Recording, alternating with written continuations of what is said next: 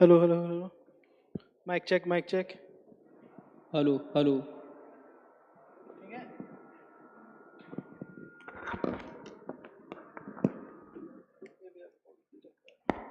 Hello hello check hello hello hello check hello hello hello hello hello check hello hello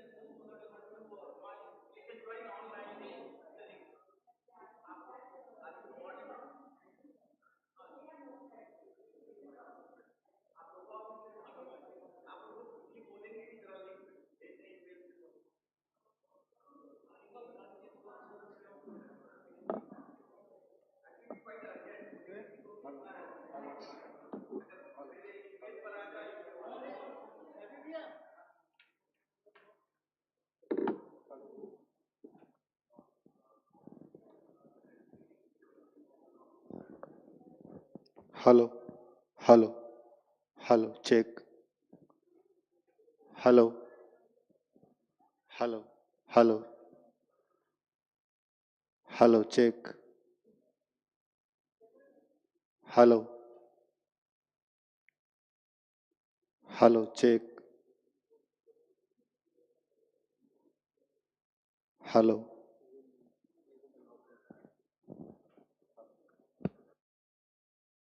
hello, check. Hello, hello, check, check. Hello, check.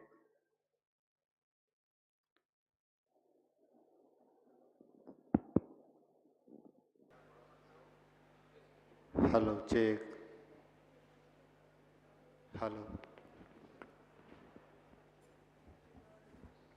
Hello hello check hello hello check hello hello hello hello check hello hello hello check hello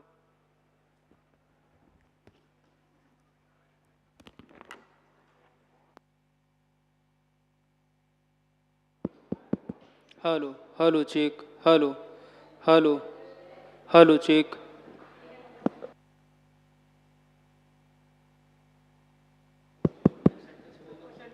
hello check hello hello hello hello check Hello, hello. My name is Manish. Hello, hello, hello. One, two, three.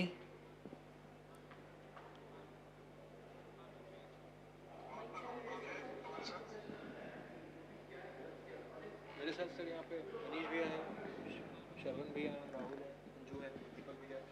जैसे वो मनीष को बोलो ये link on करके बाहर जाके check करें एक बार। श्योर सर, बहुत कम है आवाज। क्या हुआ audio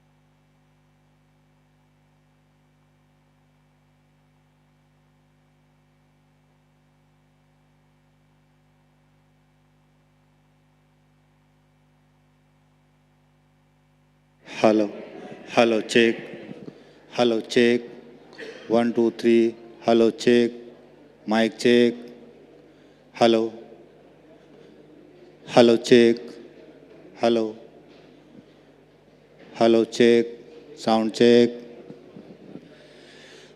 mic check, hello, hello, check, hello, check.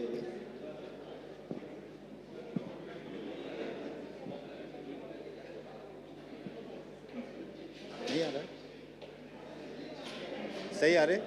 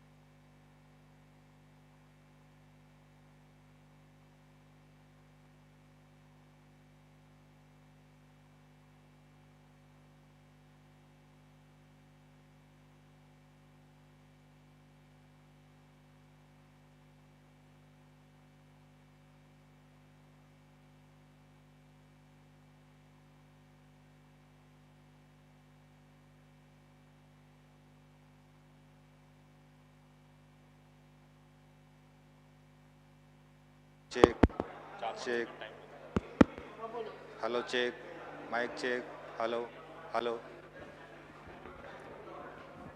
Hello hello check hello hello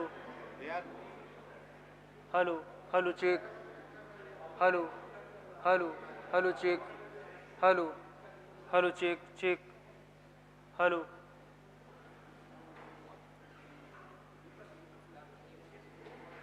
hello hello check तुम्हें आ रही है आपको आ रही hello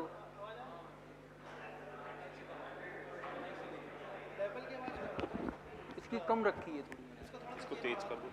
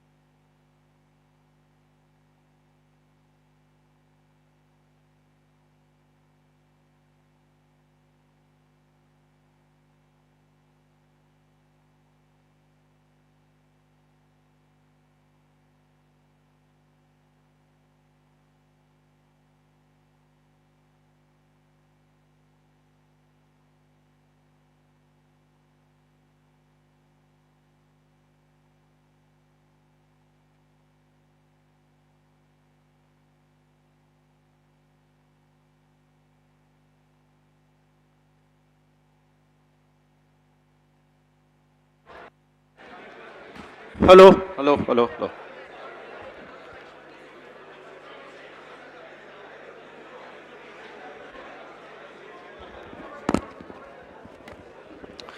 Hello, everyone. I request all of you to please be seated. Kindly be seated.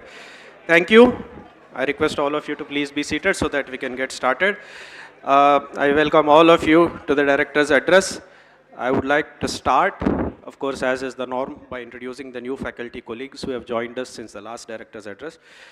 We have a large number of faculty members, needless to say, so I request everyone to kindly be a little patient. I will try to go through these things as quickly as possible, but if delayed, we might shift some of them in the interest of time to the next address, okay? And also, this I know, and I will, don't worry, I will do them, okay? Also, to save some time, I request all of you, and this is important, to hold your applause till the end. And what happens with that is, the first one, there is a lot of applause, second one, little less, but the end fellow, there is no applause at all, okay? So it looks very weird also, okay? So please hold your applause till the end, and then we give a loud, resounding applause. Okay? And I request, and this is also important, I request all the new faculty colleagues to please stand briefly, turn, wave, acknowledge, do something so that they know you are here, okay? With that, thank you very much. We'll get started. I'm on the clock. Okay. First faculty member, Tanmay Dutt Mathur, request you to kindly stand, please. Our own Ala joins us in the Aerospace Engineering Department, PhD in the pencil. Second row. PhD from Pennsylvania State University, specialization is rotorcraft and UAV drive systems, rotating mechanical systems for aero engines. Worked previously at Leonardo Helicopters, Philadelphia, USA, and was also a research engineer at GE Research. Thank you. Our next faculty member is Dr. Sai Chaitanya Chiliveri, joins us in the Biological Sciences and Bioengineering Department. PhD from CSIR, the Center for Cellular and Molecular Biology, Hyderabad. Areas of interest are NMR spectroscopy, structural biology, and previously was a postdoctoral fellow at NIH, USA. Next faculty member, Dr. Shanu Jain, joins us also in the Biosciences and Bioengineering Department. If you're here, Dr. Shanu Jain, request you to kindly stand. Obtained her PhD from ICGEB New Delhi. Areas are liver metabolic disorders, G protein coupled receptors, and previously was a postdoctoral fellow at NIH. Our next faculty member, Dr. Debanjan Gupta, obtained PhD from ISC Bangalore. Joins us also in the Biosciences and Bioengineering Department. Areas of interest are neuroscience, spatial memory, and previously was a senior research fellow at the UK Dementia Research Institute, and also a postdoctoral fellow at the Francis Crick Institute, University College, London. Our next faculty member, Dr. Manoj Kumar Tiwari, joins us in the Civil Engineering Department, obtained his PhD from IIT Kanpur. Areas are environmental engineering, integrated urban water management, wastewater recycling and reuse, water and wastewater treatment, among others. Previously has been an assistant professor at the School of Water Resources, IIT Kharagpur, also an assistant professor at NIT Raipur, amongst other appointments. Thank you very much. Our next new joinee, Dr. Chirag Kotari, joins us in the Civil Engineering Department. Obtained his PhD from UT Austin. Areas are infrastructure asset management, construction management, digital twins for civil infrastructure systems. Was previously a postdoctoral researcher at UT Austin and also worked at Larsen & Toubro. Thank you. Our next faculty member is Dr. G.R. Abhijit, joins us in the Civil Engineering Department, obtained PhD from IIT Madras. Areas are monitoring and controlling water quality in supply systems, urban water infrastructure management. Previously was with BITS Pilani, Hyderabad, and was also been a postdoctoral researcher at Technion, Israel Institute of Technology. Our next new faculty colleague is Dr. Akash Chaudhary. Dr. Akash Chaudhary joins us in the Chemical Engineering Department. Obtained his PhD from IIT Madras. Areas are suspension dynamics, transport phenomena, active matter, and previously has been a Humboldt postdoc fellow at TU Berlin. Our next new colleague is Dr. Ishan Bajaj. Joins us in the chemical engineering department. Obtained his PhD from Texas A&M College Station. Areas of interest are process systems, decarbonization, energy systems, mathematical programming, and previously has been an assistant professor at IIT Roorkee and also a postdoctoral research associate at Princeton University. Thank you. Our next colleague.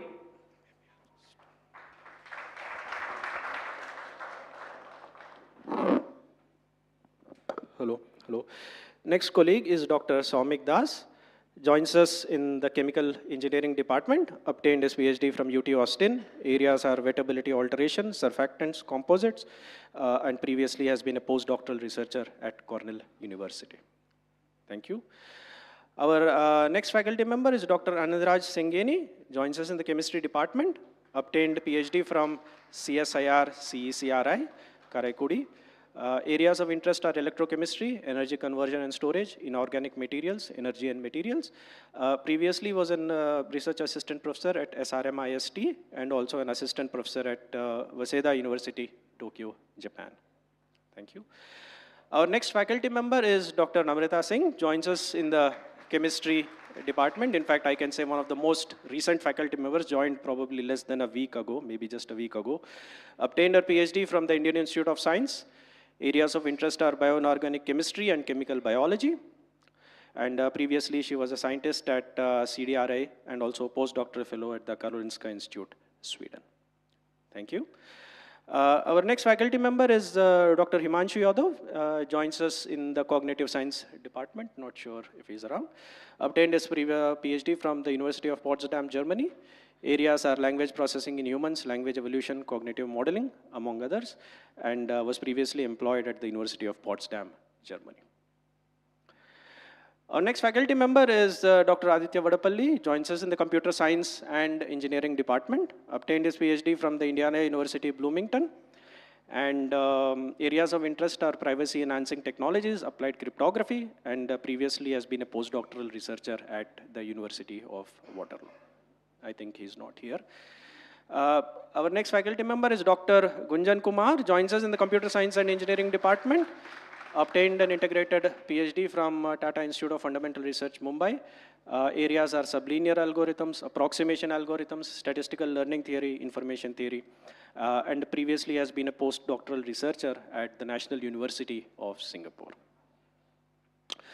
Our next faculty member is Dr. Amar Kumar Behra, joins us in the design department, obtained PhD from KU Leuven, MS from UIUC, and areas are digital manufacturing, multi-robo systems, design informatics, IoT, and others.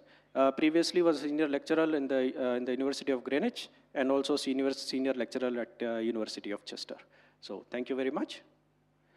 Our next faculty member is Dr. Vivek Kant, joins us also in the design department, obtained PhD from the University of Waterloo.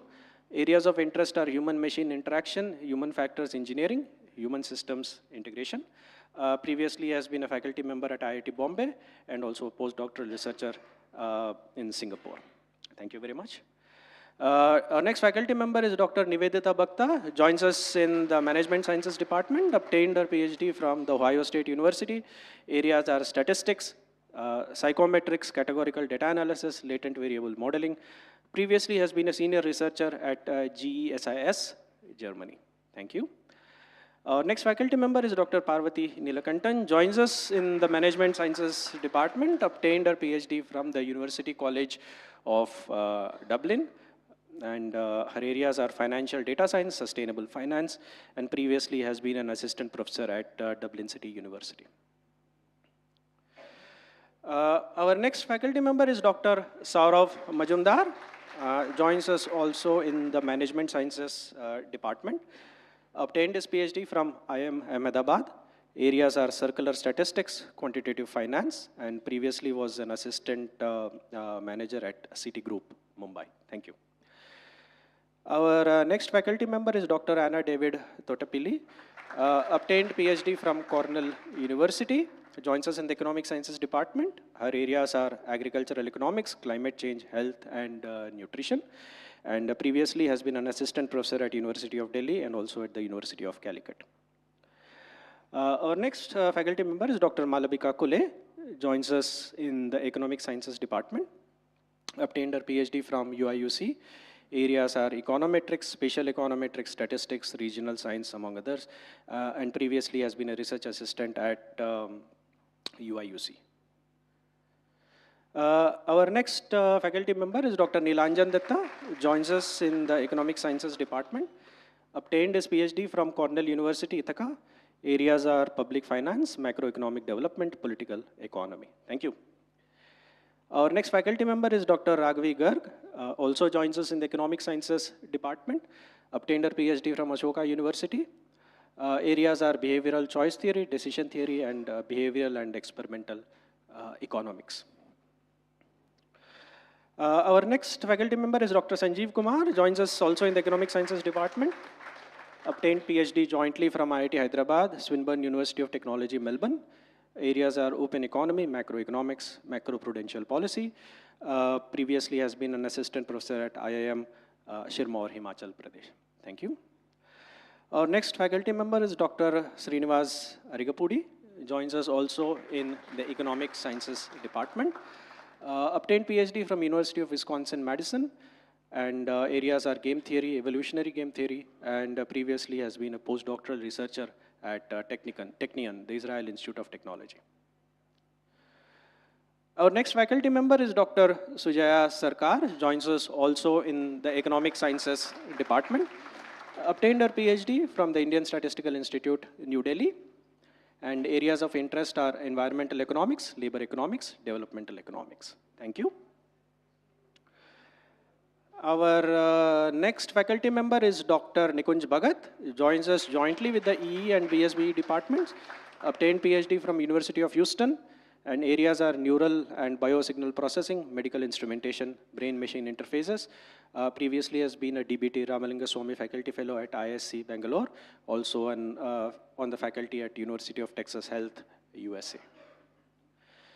Our next faculty member is Dr. Arnab Bose, joins us in the Electrical Engineering Department, obtained his PhD from IIT Bombay. Areas are nanomagnetism and spintronics, nanoelectronics, also spin torque effects, unconventional spin on orbital current generation, among many others. Previously has been an Alexander von Humboldt Fellow, postdoc at the University of Mainz, Germany, and also a postdoctoral scholar at Cornell University. Our next faculty member is Dr. Debdatta Ray, joins us in the Electrical Engineering Department. Obtained her PhD from EPFL, Switzerland. Areas are nanofabrication of optical metasurfaces with metal and dielectric, nanophotonics, large area fabrication. Previously was a DST Inspire Faculty Fellow at ISER, Kolkata. Thank you. Our next faculty member is Dr. Ebincharian Matthew, joins us in the Electrical Engineering Department, obtained PhD from IIT Delhi. Areas are HVDC, MVDC transmission systems, fault-tolerant modular converters for high-power applications, medium and high-power DC-DC converters. Previously, he was a manager at Grid India and also deputy manager at Grid India. Thank you. Our next faculty member is Dr. Koteshwar Rao Jaripotla, joins us in the Electrical Engineering Department, obtained his PhD from NTU Singapore. Areas are computer vision, artificial intelligence, machine learning, multimedia, signal processing. Previously has been an assistant professor at IIIT Delhi. Thank you very much. Our next faculty member is Dr. Nagaditya Poluri. Joins us also in the Electrical Engineering Department, obtained PhD from the University of Sheffield. Areas of interest are harmonically tuned RF power amplifiers, MMICs, MMICs, wireless sensor networks, magnetic concentrators, design of broadband power amplifiers. Previously was a senior lead engineer with Lemon Flip Solutions Private Limited, and has also been a research associate with the University of Sheffield. Our next faculty member, Dr. Vashimuddin Mondal, joins us in the Electrical Engineering Department, obtained his PhD from IIT Kharagpur, Areas are wireless communication, reinforcement learning, game theory, and previously has been a postdoc at Purdue. Next faculty member is Dr. Tupstan Angchuk. Joins us in the Earth Sciences Department. Obtained his PhD from JNU, New Delhi. Areas are cryospheric processes and change, glacier mass and energy balance, mountain hydrology and meteorology. And previously has been a research associate at DST Center of Excellence, Sikkim University, and also a research associate at JNU, New Delhi. Our next faculty member is Dr. Chinmay Darukar, joins us in the Humanities and Social Sciences Department. Is Dr. Chinmay Darukar here? Okay. Obtained his PhD from IIT Bombay. Areas are comparative linguistic theory, Sanskrit and Prakrit grammars, Sanskrit epic studies. Previously has been an assistant professor at the Central University of Kerala. Thank you. Our next faculty member is Dr. S.H. Francis Monsang, who joins us in the Humanities and Social Sciences Department, obtained PhD from IIT Madras. Areas are language structure, language variation, syntax, Tibeto-Burman languages, and previously was a guest faculty at EFL in Shillong. Thank you. Our next faculty member is Dr. Tushar Sikroria, joins us in the Mechanical Engineering Department, obtained PhD from the University of Melbourne, and areas of interest are turbulent compressible flows, multiphase flows, aeroacoustics, experimental flow dynamics. Previously has been a postdoctoral fellow at the Von Karman Institute, Belgium. Thank you. Our next faculty member is Dr. Shivam Tripathi. I'm not sure if he's here. And joins us in the Material Science and Engineering Department, obtained his PhD from Purdue.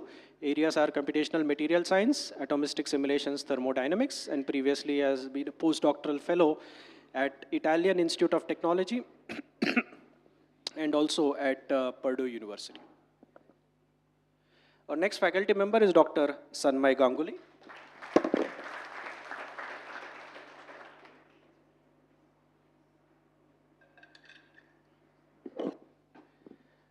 Joins us in the physics department, obtained PhD from TIFR. Areas are application of machine learning in high energy physics, also application of geometric deep learning and probabilistic programming. Was previously at the on the faculty at the University of Tokyo and also a postdoctoral researcher at the Weizmann Institute, Israel. Thank you. Our next faculty member is Dr. Swagata Mukherjee, joins us in the physics department, obtained a PhD from the Saha Institute of Nuclear Physics. Worked previously on the compact muon solenoid in CERN and also the Large Hadron Collider. Previously was a postdoctoral researcher at RWTH Aachen. Thank you very much. Our next faculty member is Dr. Apratim Kaviraj, joins us in the Department of Physics. Obtained his PhD from ISC Bangalore. Areas are theoretical high energy physics, conformal field theory, critical phenomena. Previously has been a postdoc at DESY Hamburg. And also ENS Paris. Our next faculty member is Dr. Kaushik Pal, joins us also in the physics department, obtained PhD from JNCASR. Areas are materials theory and simulation, materials informatics and machine learning. Previously has worked at Northwestern University, USA as a postdoctoral researcher and also the Los Alamos National Laboratory.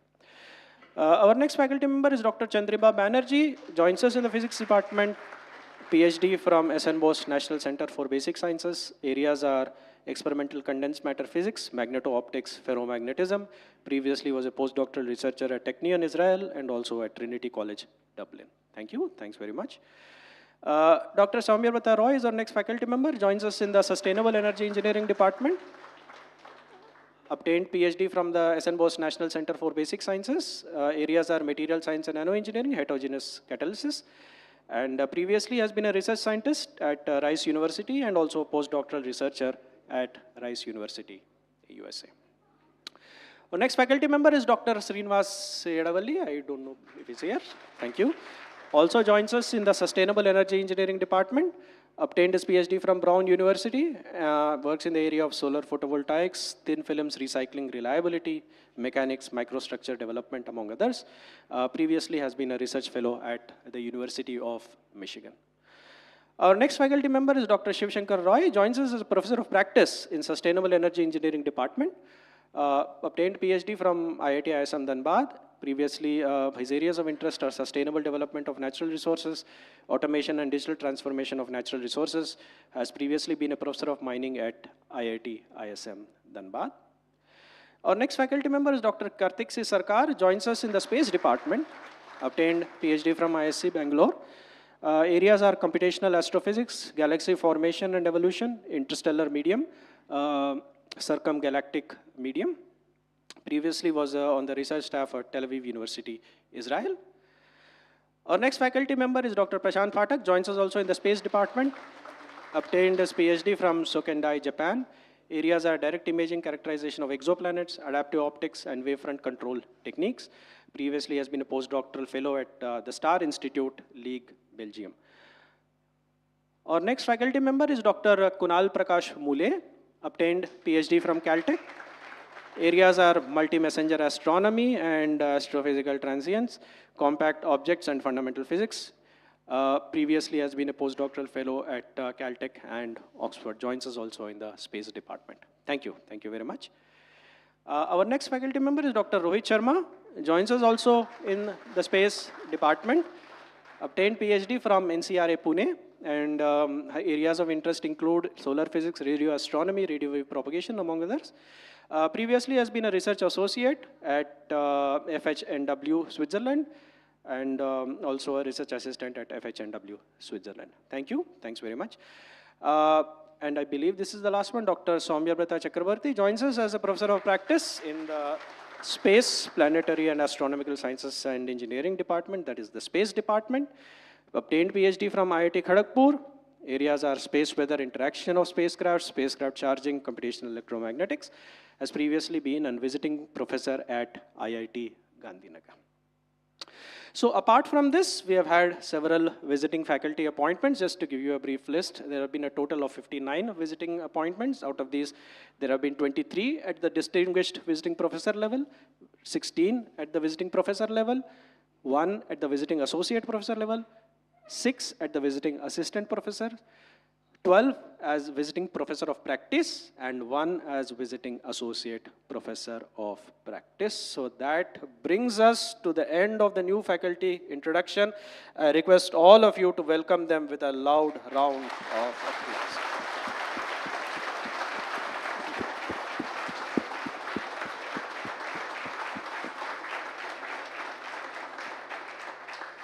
So we are absolutely on time. And I wish all our new faculty colleagues a very successful and fulfilling professional career at IIT Kanpur. I now request our director, Professor Manindra Agarwal, to address the gathering. I request everyone to extend a warm welcome to him with a round of applause.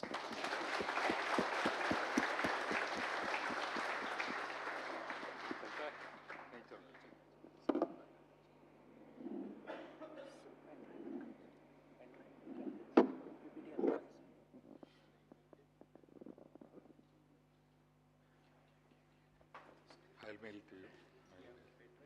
No, I don't have a pen drive, I can mail again.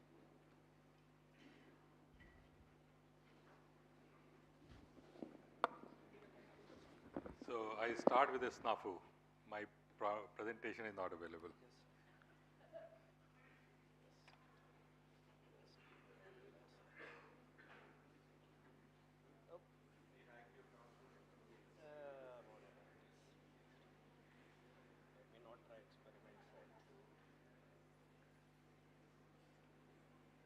Who do I send? I will do it, sir. Huh? Oh, I think you sent it to the ADFA address. I don't know. Now I don't remember the password. किसको भेजूं मैं पूछ रहा हूँ. Sir, can you just give me a minute? किस address पे भेजूं? Sir, ADFA है. नहीं, ADFA तो है नहीं मेरे पास, वो लैपटॉप में पासवर्ड है.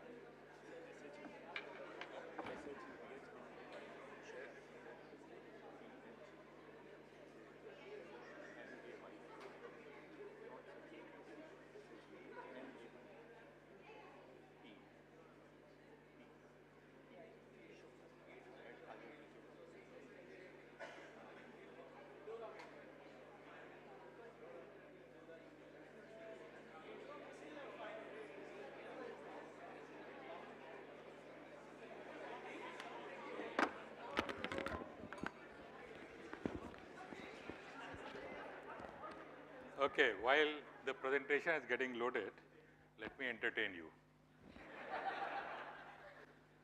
I was going through this new faculty introduction diligently, and very clearly very large number of faculty who have joined in the institute.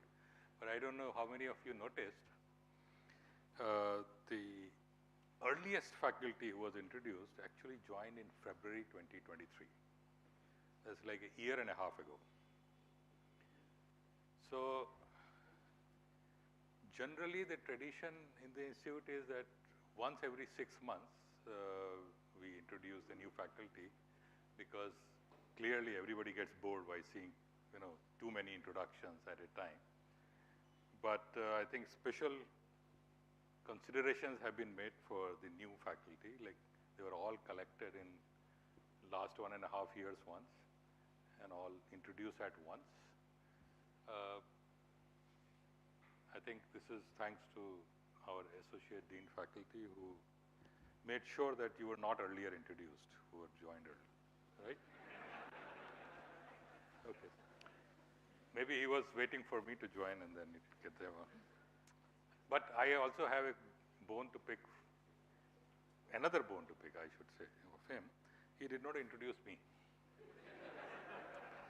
In fact, I am one of the latest faculty to join. I joined in April 2024, later than most of you did. Okay, I think it's coming through. But at the same time, I can see why he did not introduce me, because I have been in the institute for 42 years, more than the lifetime of most of you. And people tend to,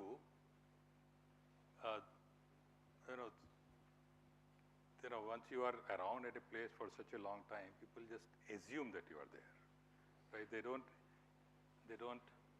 register your presence. Is that the reason you did not introduce me? You need no introduction. Just kidding. Okay, now we are set.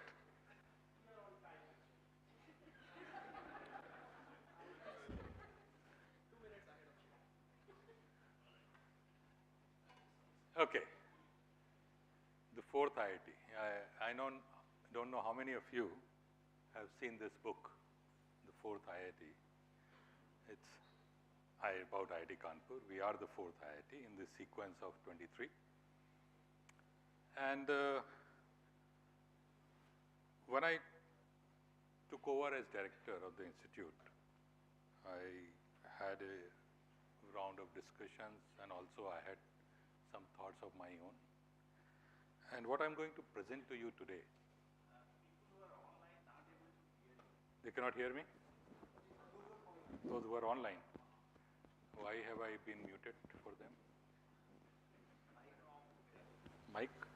But this is what should I use a different mic?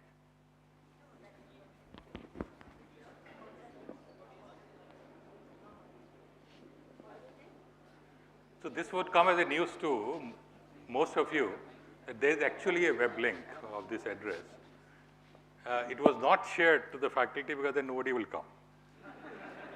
So only those who demanded for it were given. Okay, is it now available? It's gone? Okay. So I was saying that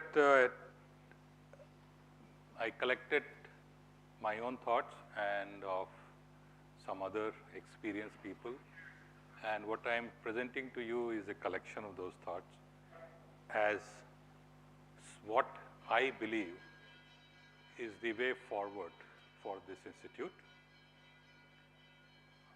And what I seek is your feedback on this, and also, if you agree, your wholehearted participation in this.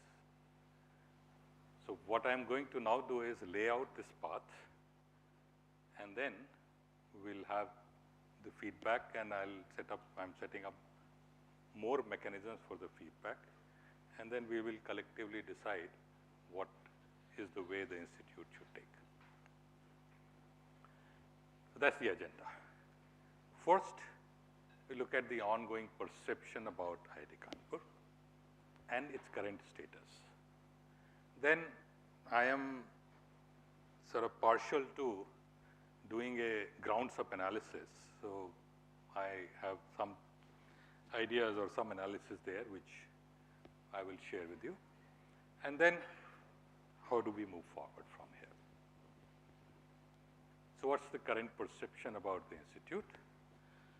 Well, it depends on who you ask, of course, but those who have been associated with the institute for a long time kind of agree that we used to be the best engineering institute in the country. We are no longer so. This causes a lot of angst amongst faculty of the institute, alumni of this institute particularly, because they have been through this institute with a lot of learnings, they really enjoyed their stay, are very proud of this institute, but they feel concerned, and many other stakeholders the same. And I'm sure many of the faculty sitting here in this room will share this sentiment. So I propose, let us do something about this. The question is what? Before we go there, let's look at where we are. There is some numbers here. Faculty numbers, student numbers, staff, admin staff, gender ratio. This is something you can all pull out from DOFA and other websites. This is a little more interesting, the financial side of the institute. The last year, we received from the ministry about close to 760 crores of funding in different heads. And internal revenue, no, I think I'm messing up here rather. Internal revenue, our own revenue generation about 110 crores. This other revenue, I presume, includes donations received from alumni and others. But overall, this all adds up to about close to 900 crores. That's the annual budget of the institute. That's what we spend. We also take loans. We have taken close to 1,000 crore loans to build a lot of infrastructure, because that's the way things are today, that we take loans, build infra, pay it back over 10-year installments, which we have been doing.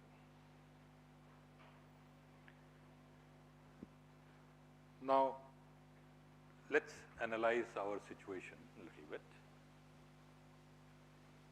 The key aspects, or the foundational aspects of the institute are four: the faculty, the students, the infrastructure, and the location. These four determine broadly the perception about the institute to the outside world. So if we are trying to improve the perception of this institute, these are the four aspects we need to look at. So we go through them one by one. First, infrastructure. We always need more infrastructure. We always need more facilities. Everybody will want more space, more equipment. But each of this requires resources. The current infrastructure resources, as I mentioned, if you want to do it with the government help, we need to take loan and build it, and then pay it back. There is, of course, non-government sources also available, particularly donations from alumni. Also these days, donations through CSR grants that are becoming prominent. So we can, and we do, raise funds through those channels as well. But there is a certain amount of circularity here. We want to build the infrastructure to improve the perception, but then amount of resources we raise is also a function of perception. The better our perception is in the outside world, the more resources we can raise. And the more resources we can raise, we can invest it to improve our perception further. It's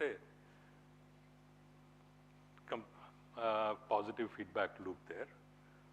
But if you start with a perception which is not so great, then it becomes a challenge on how to improve this. Now we come to faculty and student, which I have clubbed together. How do we improve the institute? Get more good faculty, get more good and better students. They together define primarily what the institute does or doesn't do. So that's the goal. Get more faculty, get more students, and better. How do we do that? Proactively search, recruit. For faculty, reach out to top institutions across the world. For students, reach out to top institutions in the country to get them. Here I'm particularly talking about graduate students. For undergraduate students, of course, that is purely a matter of perception about the institute. The higher the perception, the better undergraduate students you will get. And that brings to, again, a circularity here. The same circularity with perception exists here. That is, if our perception is better, we'll get better students, we will get better faculty. And if we get that, our perception will improve. So again, starting from a slightly lower point, it remains a challenge on how to address this. Finally, location. There is no circularity here. It is what it is. Fixed. Nothing can be done about this. We are where we are. We can't change things here. So that's the current situation. That's the analysis, or should I say the basic analysis of 4 major aspects that define this institution. So if this is where we are,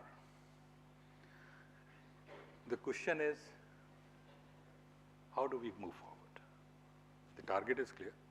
We want the institute's perception, reputation to increase significantly. And again, here I'm talking about relatively, of course, yesterday's announced NIRF ranking places as in 5th best institution in the country, 5th best university in the country, 4th best engineering institution in the country. So of course, from one perspective, we are already amongst the best. But when you are at that level, you always strive to be the best, and that's what our target should be. So how do we move forward from there?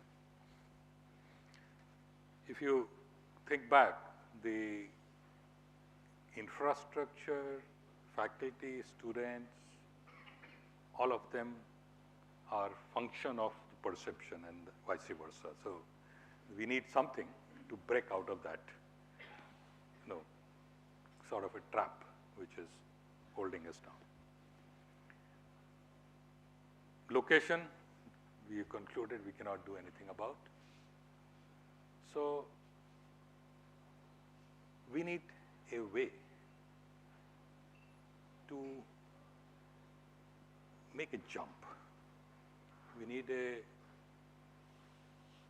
some path which allows us to break this circularity and take a jump. Get into a positive feedback loop cycle where we can then hope to improve continuously. How do we take that jump? Here is my proposal. We take that jump by focusing, or let's looking at, to begin with, at the most difficult of these 4 components, the location. We concluded we cannot do anything about the location, and that remains a fact. So let us see how we can turn this location to our advantage. So what are the good things about being in Kanpur? Well, if you look at the state as a whole, the UP state, the infrastructure, a lot of the highways, the power, the law and order over past few years have been fairly well sorted out. These days, the basics of the growth of a state are already in place. And already you see that the industries have started coming in, and tech industries have started coming in, setting up shops in the state. So this, and of course there is a huge amount of talent in the state. The population of the state, of course, needs no second guess. It's phenomenally large.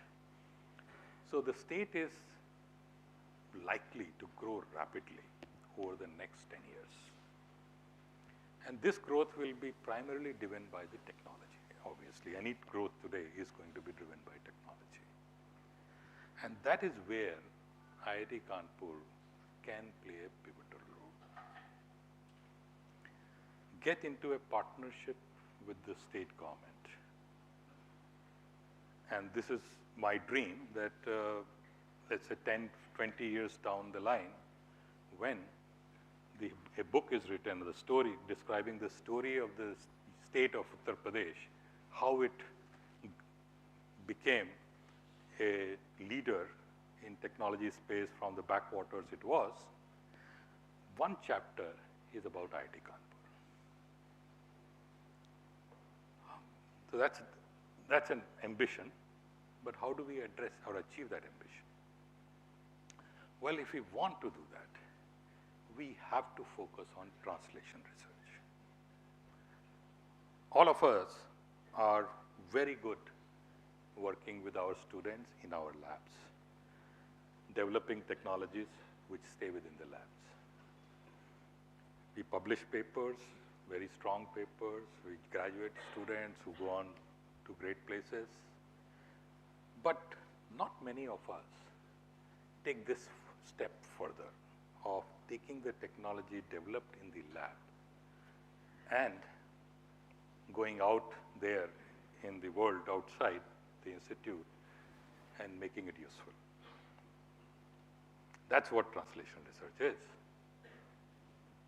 If we start doing that, the city of Kanpur itself is crying for technological solutions for a large number of challenges. And if any of those solutions will scale up over the country and even beyond the country, to half the world at least. So and we have that test bed to try out our solutions right outside the gate of the institute. That's an advantage we have, which many other institutions do not. If we can do this successfully, then this will dramatically change the perception about the institute and have many other benefits coming to our way. Funding, there is actually, these days, in the government, whether it is in state or the central, there is no shortage of funds if you promise a technological solution which can be deployed.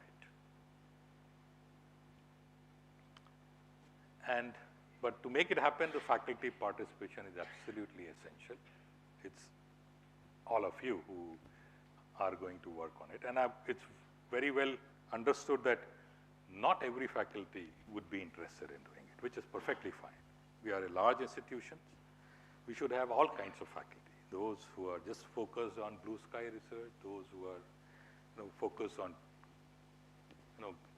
great teaching, and those who are also focusing on translation research. But those who try to do translation research run into two major challenges. One is how to, taking out the solution from lab to to the society is a big ask. Most of us are not even cut out for that. You know, navigating all kinds of roadblocks there, running after people, you know, testing, deploying. It's a huge challenge. And that's one reason why a lot of us give up on that. So to ease that, here is what I propose. To set up an office of translational research in the institute whose mandate will be this facilitation. And to begin with, this office will be directly located in the directorate, reporting to me, and I will monitor any bottlenecks and challenges that come across this. Second challenge that, or second problem that faculty will face who are doing translation research, that if they give time for this, there are other aspects of academic activities like publications and guiding students may take a hit. And if that takes a hit, then your career progression takes a hit, which of course nobody wants. So to address that, here is what I propose. Let us create a new career progression matrix for translation research. We have already a standard path, research publications, guiding students, and bringing funding, et cetera, and then that takes you do well, and then you move forward. We create an alternate path for this purpose. So if we do these two together, I mean, if we set up these two aspects, I am hoping that many faculty would get interested in this. There is going to be no dearth of problems that your expertise can solve. So that is first component, translation research. If we do that, we actually turn our location into an advantage, and it helps us bring large amount of funding and reputation, perceptional change. But this is not all. There is another aspect of IIT Kanpur, which, like I said, I've been here for 42 years, so I have great memories of that, which is teaching excellence. IIT Kanpur was by far the greatest teaching institutions in the country. It had fabulous teachers. You meet alumni of 80s and 90s, or 70s, 60s, the first thing they will talk about is, oh, that particular course, that particular instructor, how great he or she taught, and so on. That, we still have outstanding teachers, but that has taken certainly a hit. There is a clear sense of, in the faculty also, that is it worth spending so much time teaching? One, the students are not interested. They don't even come to the classes. They just prefer,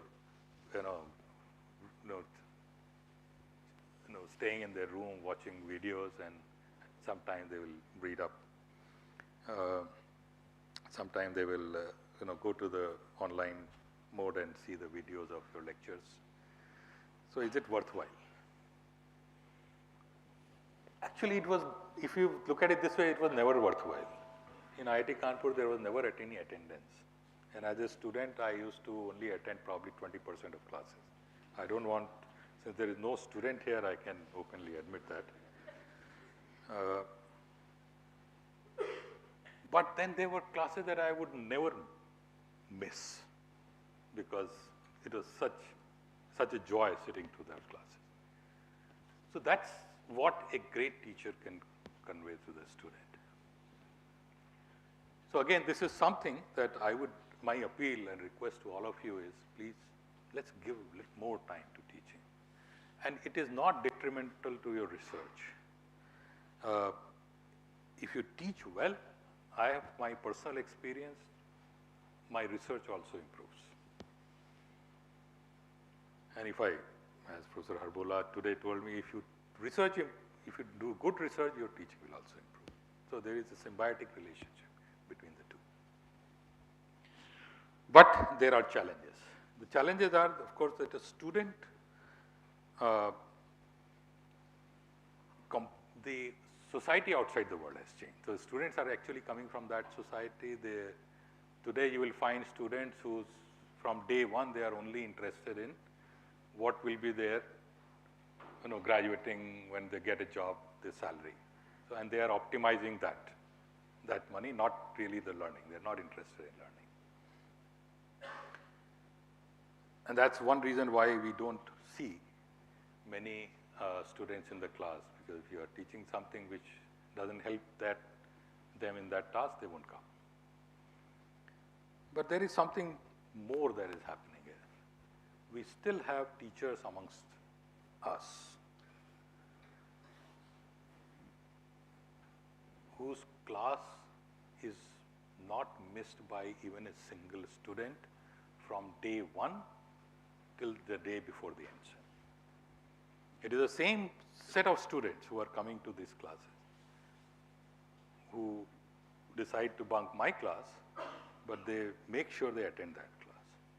So clearly, they are able to engage these young kids in a way that many of us cannot. So what is the secret? What is the recipe?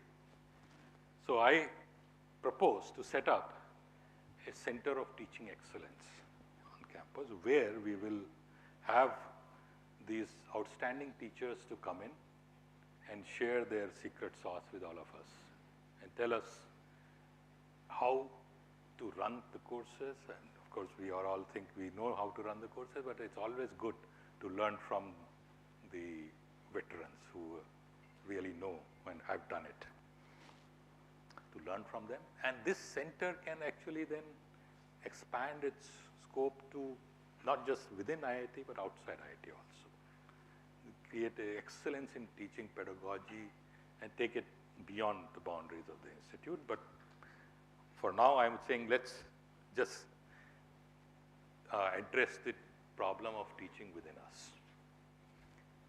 Some of our faculties, and I'm sure some of them are sitting here, get so passionate about teaching that they say it's a waste of time to focus on student, PhD student, publishing papers, and say that's mundane.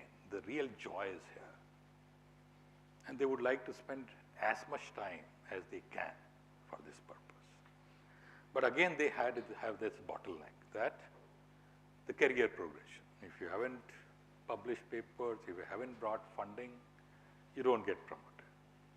And so they are kind of forced to focus on theirs, whereas they would much rather do something else. So here is my proposed solution to this. We create a third career progression track for teaching. I'll come to this.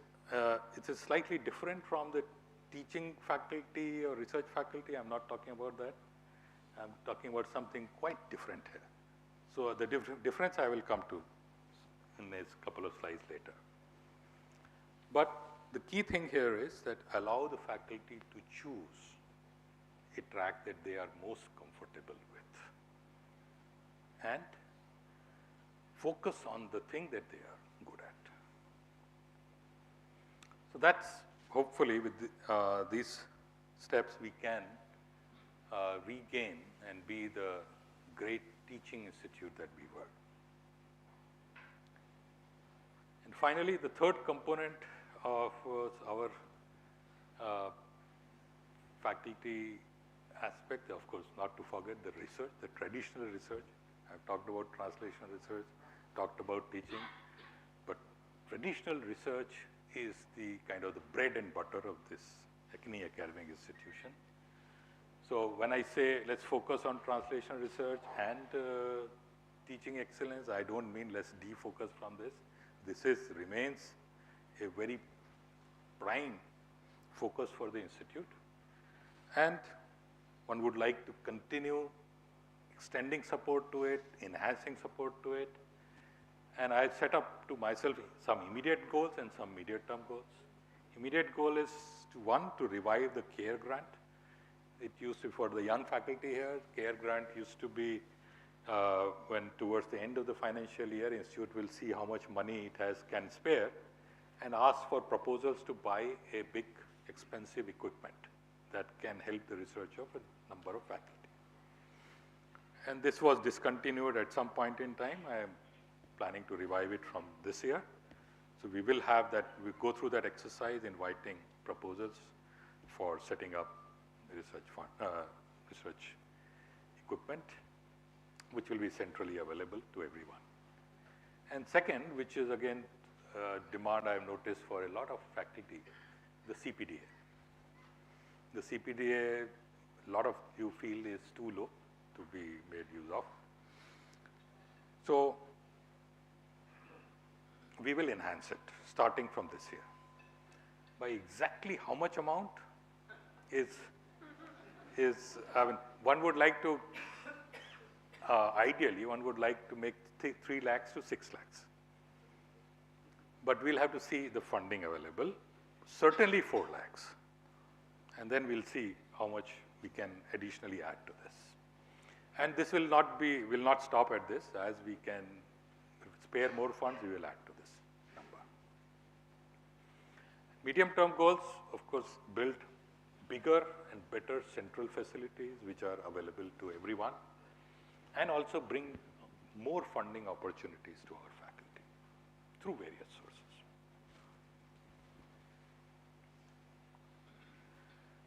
Now, let me say something about the career progression. I am creating or suggesting, I should say, 2 different new tracks for career progression. And it is, what I propose is this should be by choice of the faculty, that today I say, okay, I should be evaluated. Last 3 years should be in teaching track evaluation. The years before should be in research track evaluation. That should be possible. Of course, there should be a substantial period. I mean, 1 year in teaching, 1 year in research, 1 year in translation research doesn't make sense. I mean, any track you pick up, there should be a substantial amount of time to get something interesting out of it. So that, keeping that constraint in mind, the choice would be, I propose, to every individual faculty.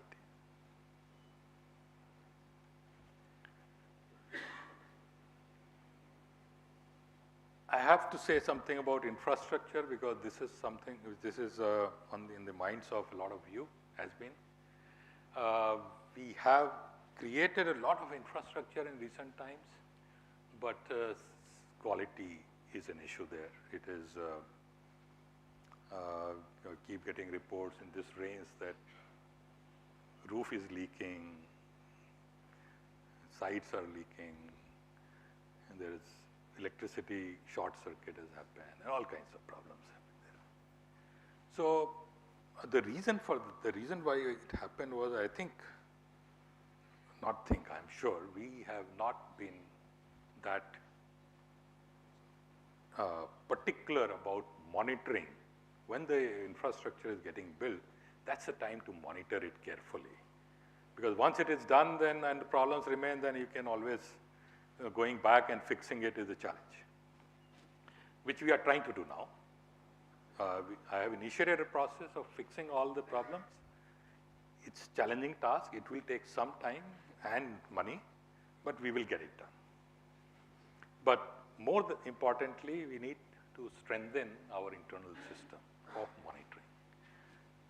So that's something we are in the process of doing. And second is, we seem to have a lot of space, but when it comes to availability, it's not there. So it's what I have realized is that it is because of, let's say, unusual allocations, practices.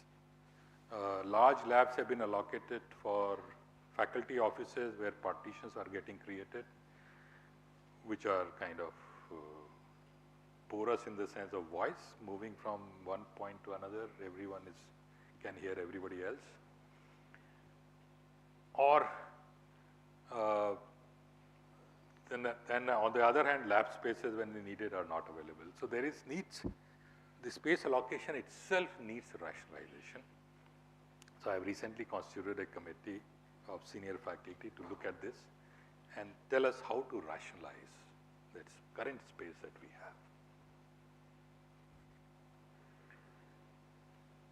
have. Okay, so that's pretty much it. I just want to summarize that if the three things that I mentioned, translation research, teaching excellence, and of course traditional R&D, if we excel in all three, we will just break out of the current mold we are. We will be at a higher level, and that will be a positive feedback loop. We can keep on improving from that point onwards. And I have no doubt that we will be one of the best institutions, not in the country, but in the world. Because that's kind of impact that translational research and excellence in teaching, apart from traditional R&D, can create. But all of this hinges on you. I can only talk and facilitate. But the work will have to be done by our faculty here. So we must all join hands. And if we are doing, for example, for translation research, a single faculty working alone cannot do much. So there has to be a joining of hands of faculty with different expertise to solve a particular problem. So that's the kind of approach that we need to implement to achieve what we want.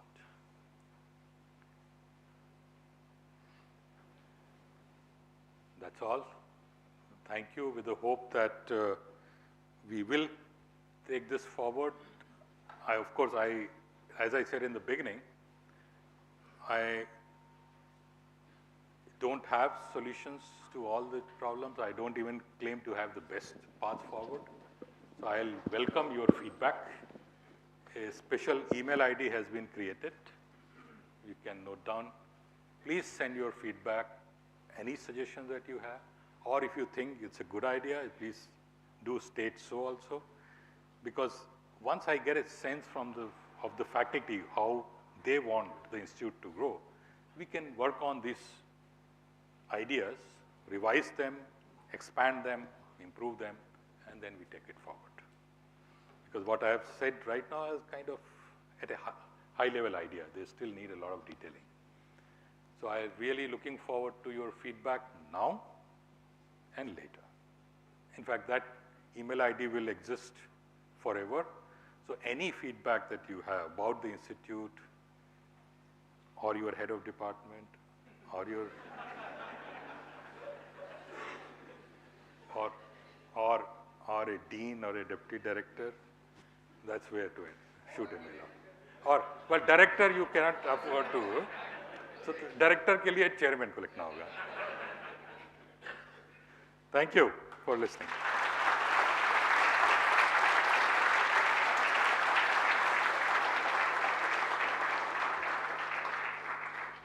Thank you very much, Professor Agarwal. So as you can see from the schedule, we have a very extended interaction. So I request all of you to please be ready with your questions, and we will have a person bring the microphone up to you.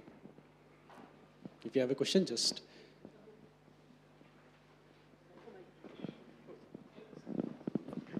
Should I go?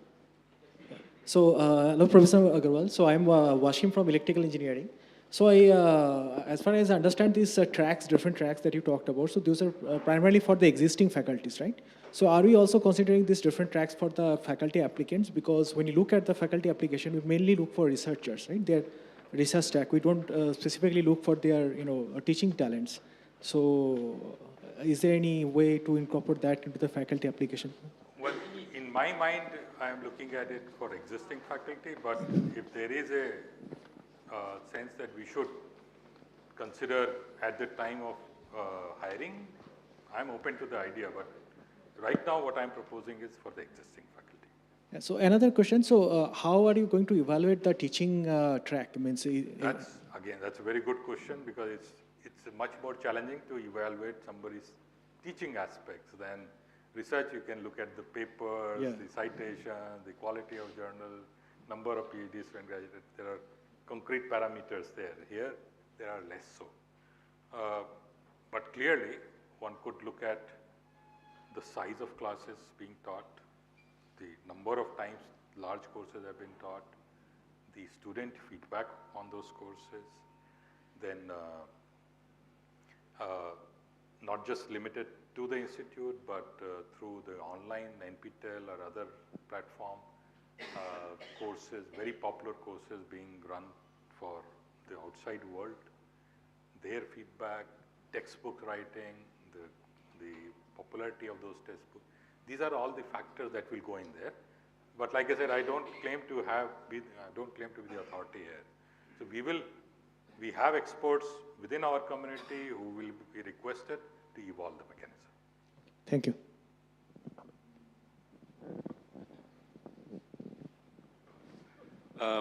Thank you, Professor Agarwal, for a nice way forward for all of us. And I wish you do see in 10 years a chapter on IIT Kanpur in the history of growth of UP. I also would like to welcome all the new faculty members which join you, and the Dean's office in welcoming the new faculty members. Sitting here, it felt like a flashback to the Olympics where the winners were waving to all of us, and it was really a pleasurable thing. Along with your futuristic ideas, there is something which the system has developed over the years, a sort of a rust, and that rust needs to be removed at various administrative offices. It has become a bit difficult. Of course, being a senior faculty member, I usually do not face those things, but and people have really talked to, they are not, these, for example, these are different offices of the deans. I'm not pointing anyone out. It has become more of a hurdle instead of these offices being facilitators. And that's where the way I look at that these different offices, starting even from the stores and purchase, to all the dean's offices, to the hostels, they should be facilitators instead of trying to find out where the faults are. And that's where it is kind of, I think, hindering a lot of effective responsibility taking by several of the colleagues. So I hope that you have that in your radar and are acting towards developing strategies to remove that. Very much is there in the radar, and the best strategy is this email ID. Any of you find a problem which you cannot surmount and getting really frustrated with, now please drop me a mail. Of course, I know that I may get overwhelmed here.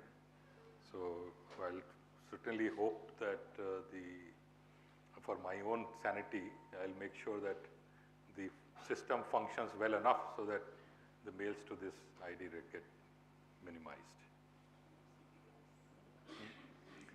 You can use CP grams. We have the expert sitting at the back, yes.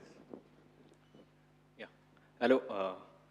Actually, one proposal, that KR proposal, whatever thought about, it's a very much welcome, because it was not there for the last couple of years, and I can say that I myself was benefited by this particular funding. So I would not have been in this position without this particular help from the institute. So apart from this, whatever I would like to say, some of the teaching facility, for example, right now, I am the instructor for the TA 111, that engineering graphics, and the kind of halls we have, that water is coming from roof and things like that. It's a very horrible situation. We cannot switch on the fan, we cannot switch on the lights and things like that, because this needs to be, I think, improved. So these another things, and L19, L20, or L18, if it is possible, along with this big board, if that chalkboard is also can be arranged. So that will be very useful, I think, for some of the teachers, I mean, who prefer to teach in, blackboard for a big class. So that's all it is. Thank you very much. Yeah. Thank you. So yeah, regarding the TA lab, the water leaking from the roof, here is my proposal. And I know that we have very creative faculty here. Come up with an experiment where this becomes a feature. Until we fix this problem. We will fix it, but it's not going to happen tomorrow, unfortunately. So we have to live with it. So while we are living with it, let's make the best use of this unexpected situation.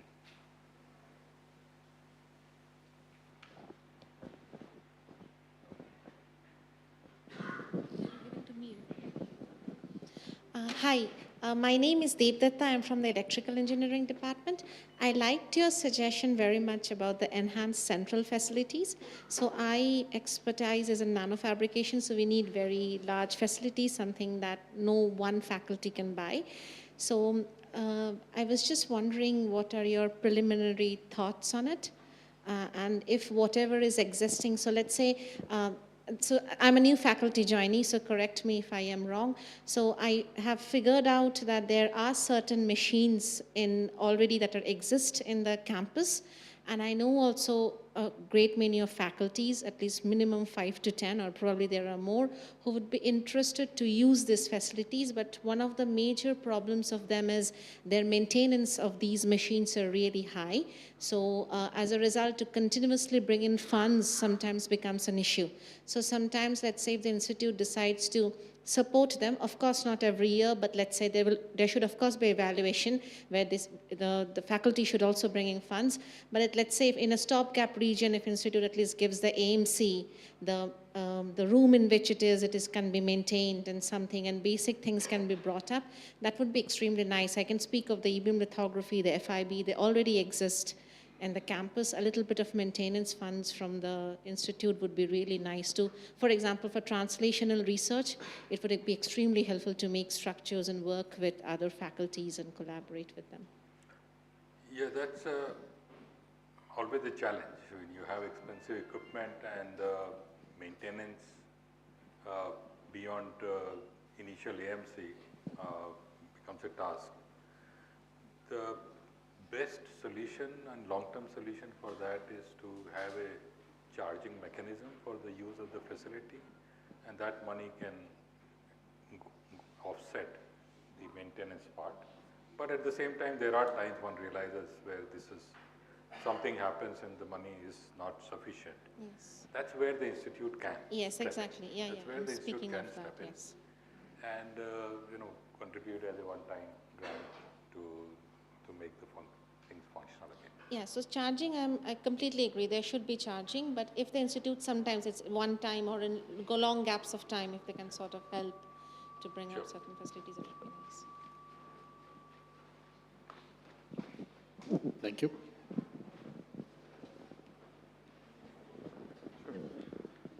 So, Professor Agarwal, I think the suggestions were very much in line with the changing, the landscape across the country and across the world also, specifically on the translational research. I just wanted to give one input that if we have to work with, say, local administration or with the UP government or in Kanpur, one of the ways is, of course, they send us emails, these are our problems. Sometimes that's just not enough.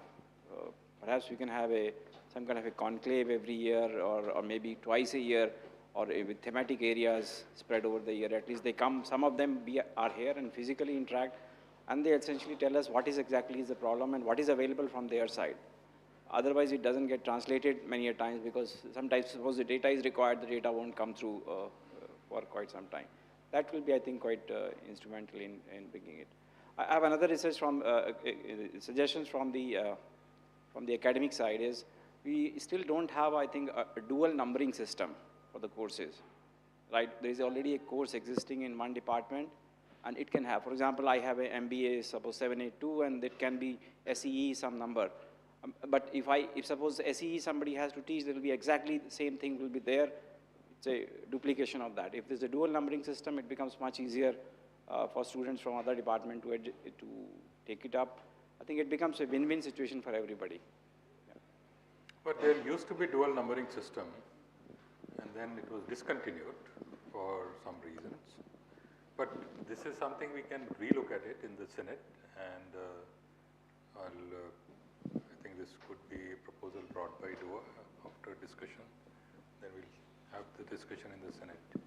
And regarding your first suggestion of working with the UP government, once I get the sense from the faculty that many are interested in joining hands, then I propose that some of us go and meet the top administration in the state, including the CM, and make this pitch to them.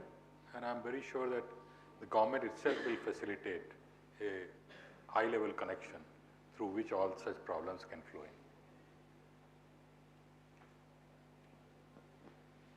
First of all, thank you so much for the insightful talk.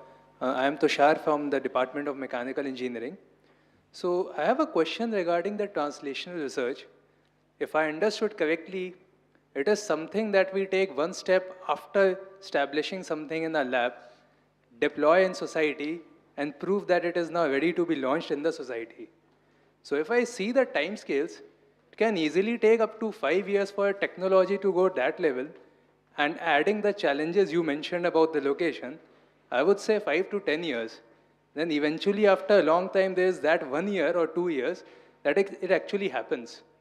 So then what is the kind of time scales we see to evaluate somebody on the translational research track? So that is, again, fortunately there is a matrix, which is TR levels, the technology readiness level, at which every technology can be evaluated at what level it is. When it is deployed in the real life, that's TRL 7. When it is in lab, it is at TRL 3. So we can measure in between also what is the stage of technology, and then have our evaluation criteria take that into account. I understand it's a long-term project, but then there are intermediate steps as well. Okay, thank you. Good evening, Professor Agrawal. My name is Akash Rai. It's been 2 years since I've joined here in the Sustainable Energy Department, and I'm quite happy with your presentation, honestly. There's a lot of focus on infrastructure development, a lot of focus on bringing new equipment, enabling our labs, but unfortunately, I don't see the focus on improving the quality of PhD students. I mean, I don't know whether my colleagues have faced similar situation or not, but we are reduced to a situation where we are asking PhD applicants to please plot y is equal to x. So there has to be, I mean, they are the backbone for our research. We can have excellent lab facilities, but if the students are not able to use them, it just, I mean, leaves us severely handicapped. There's enough emphasis to attract bright faculty members. We also have a topper fellowship for faculty members. Can we start a similar initiative for PhDs, offering high-value fellowships for PhDs based on, let's say, GATE score or some standardized tests, so that we can attract attract some good quality PhD students to the department, improve our research, and resource-wise, I think that's going to be much cheaper than what we would be spending on infrastructure. Although infrastructure spending is welcome, but human resource spending also has to be matched with the infrastructure spending. So that's just one of my suggestions. And thank you for your advice. Creating special fellowships for PhD students, of course, we have one of those, the PMRF fellowships, but their numbers are probably quite limited. And I don't know how much every department gets hold of. Professor Shalab, would you know? PMRF, what is it? Is there different quota allocated to different departments? No, IIT Kanpur is given a certain number, that I know. But then do we, within the institute, distribute it to different departments? Yes. Right? That's how it happens, right? But when you say that, it's presumably that number is very small, and you want the number to be larger. Is that the point? No. No, please. PMRF is offered after the admission typically, and there are many, bottlenecks. You need to prepare a proposal, you need to have publications. So right at the time of admission, based on, we could have, let's say, 100 high-value fellowships, 50 high-value fellowships for PhDs, wherein right at the intake time, they know what they're getting, rather than they come and then they realize, I may get it, I may not get it. Inspire Fellowship is there, that also gets stuck in these bottlenecks, administrative bottlenecks. So maybe 30 high-value fellowships or something like that. It's very clean, for example, right at the onset, we attract our BTech, our MTech students with this initiative. That's a good idea. We should certainly explore that. Thank you. Hello. Professor Agarwal, thank you for the presentation and a warm welcome to you as the director and to all the new faculty members. Just a note, as I'll just come forward, as Professor Gautam Dev said a few minutes back, that people who are there in the system are able to navigate through that, but I had to wait a few minutes more to voice my one main point. Can you please, you and other faculty members, take care of the accountability in the system? And that's really an issue both in academics, teaching, administration, and anything. So it's an earnest and sincere request to you. Accountability has to be collective. It's easy. That's to what say, I'm saying. It's for you and for all of us. As director, you hold accountable every person, but it won't. It's not a long-term solution. That's just not a query, just a request that if things are brought into the picture as rather than getting more rusted, things are streamlined. That is definitely the case. And on the administration side, I think we need to improve the processes, which we will. I'm not talking about administration side. It can be the head, it can be the faculty member, it can be on any front. So I don't want to expand, but I'm sure you will understand. Professor Sengupta, you are a head of department at one point in time. Yes. And so this is always a challenge. Head is just first among equals. So, and generally heads go by the sense of the faculty, what they want, what they don't want. So then how do you hold head accountable for something? It is really the sense of the faculty. Now if the head is doing something dramatically different and people are very unhappy, then yes. But generally that won't happen. Hi. Nice thoughts about the way forward.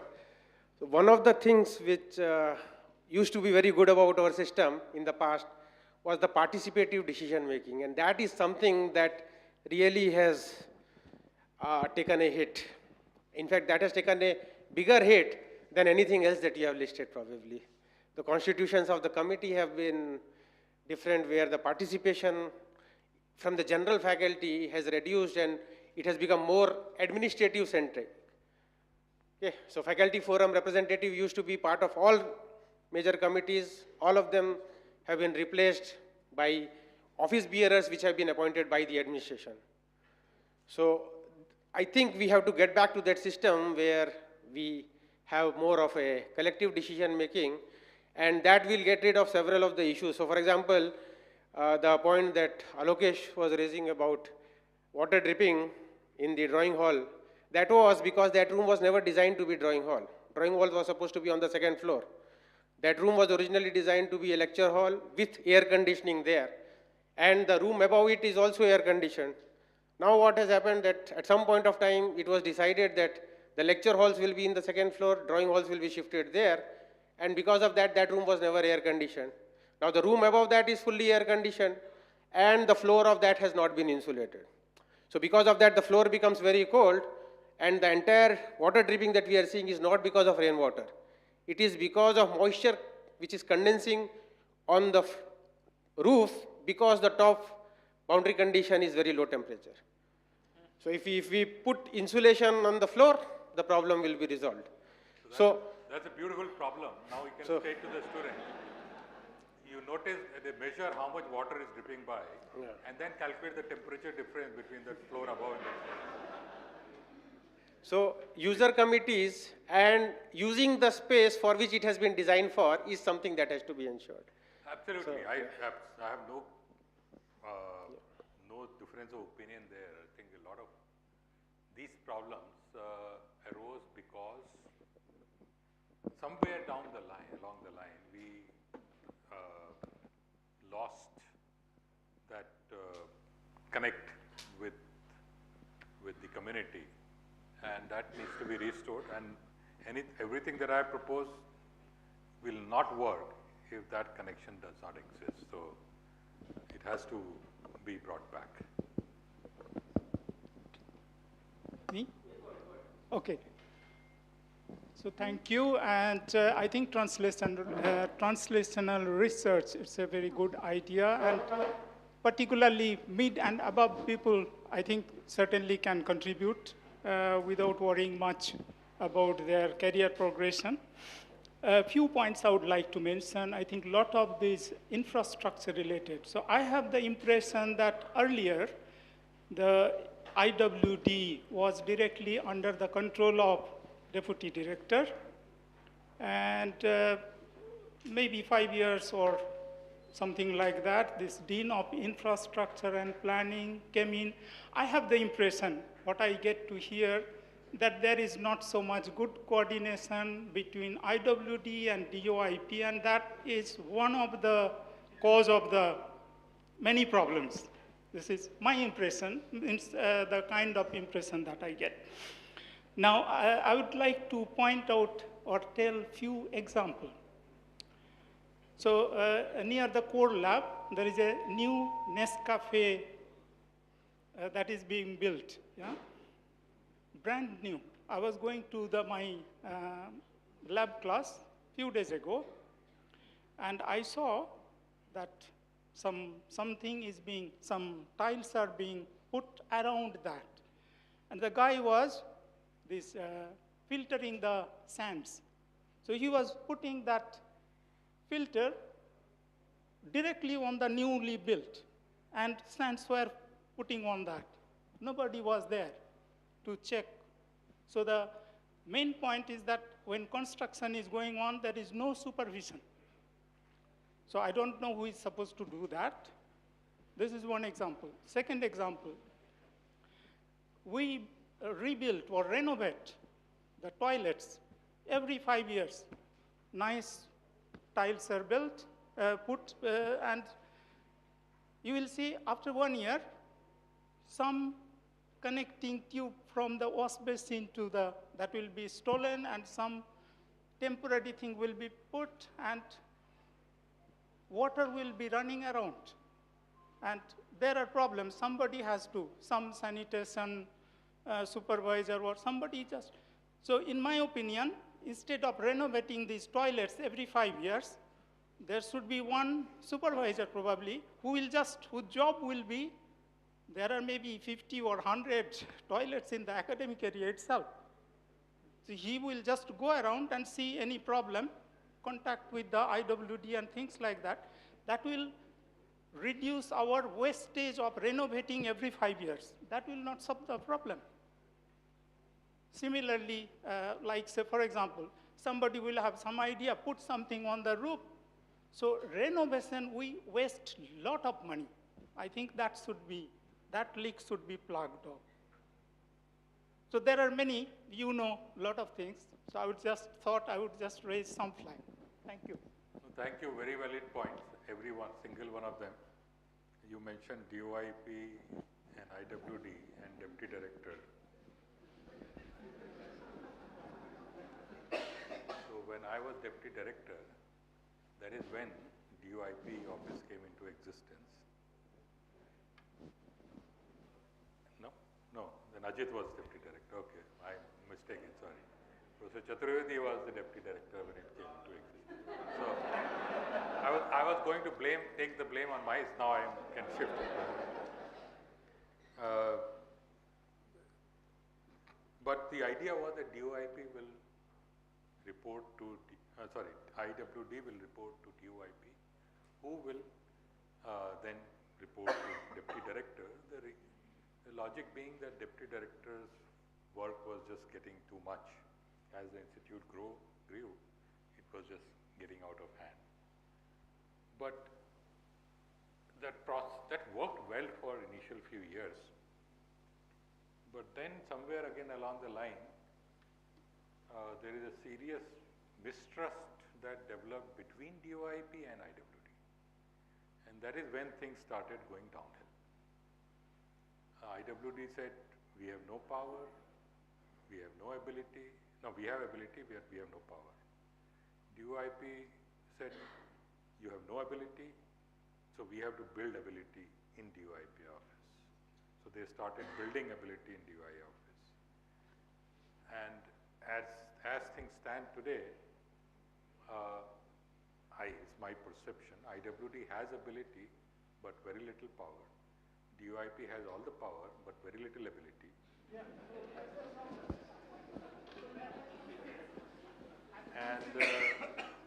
And we are trying to figure out how to fix this.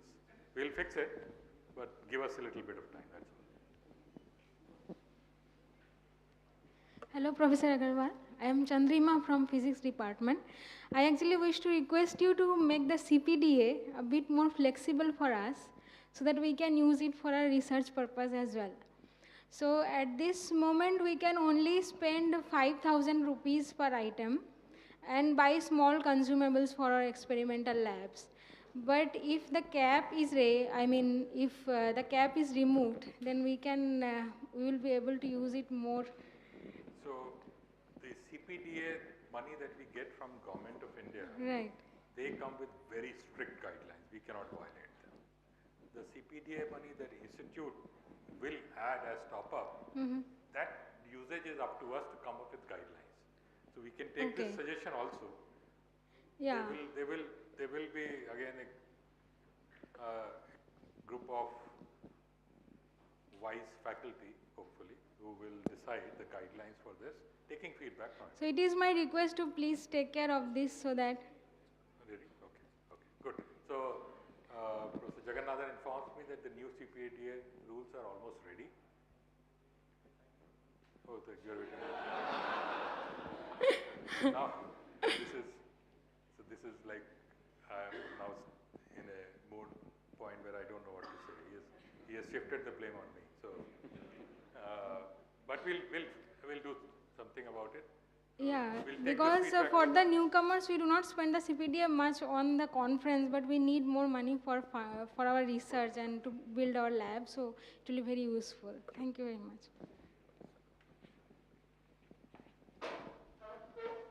So thank you for such a nice presentation and showing us the long-term and short-term vision of the institute.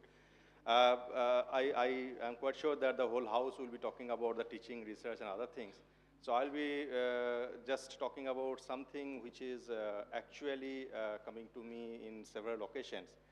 Like, can we make our students stay or accommodation little better? Like, for example, as you said that our location is, we cannot change the location, and we have the harsh environment or climate, say starting from April to at least September. So is it feasible to put at least nighttime, say, air condition in the hostel for the students so that they can come to the lab with greater efficiency and do the work? So because, I mean, I feel myself guilty when I sit in the air condition and the students are coming without any AC, without any good sleep in the night. So I thought that maybe from the student side, I can tell that thing in the house. Thank you. So there are two streams of thoughts on this issue. One stream of thought is that what you just said, that, after all, it's a harsh weather, students should also be, provided relief from that. And so we should facilitate it. The other stream of thought is that these are young kids and suffering builds character. Now, which one should one opt for is a dilemma. Right now we are thinking of taking the midway, which is let the old hostels be as they are. We can't air condition them. They are not built for that. But the new hostels that we will construct now, 15, 16, which are in the pipeline, we will have provision for air conditioning in those hostels for the night time or that period, which of course is going to give rise to a third problem. That's among students, and the Dean of Students will start receiving those complaints. Okay, I also want to go there, why am I being discriminated against? So, frankly, therefore there is no solution to this problem, unless we demolish everything and rebuild everything fully air conditioned, which we cannot afford to do. So we'll have to live with what we have, and going forward, I think general sense is that we should create now new hostels with air conditioning facilities. But we'll make sure that from 8 a.m. to 8 p.m. there is no air conditioning. And maybe some faculty may say keep it to 10 p.m., which we can think about, especially those who run their labs. And the temperature will not drop below 27 degrees.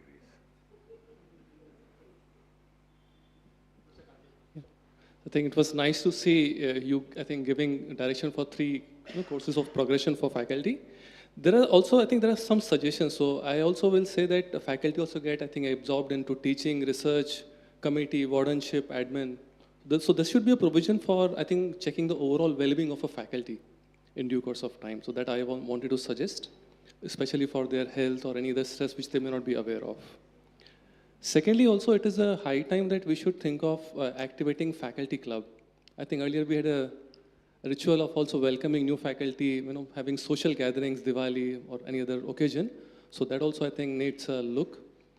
Apart from that, we also look for a space for children. So there can be a children park where people can, actually special children can come and I think have a uninhibited, playful play time.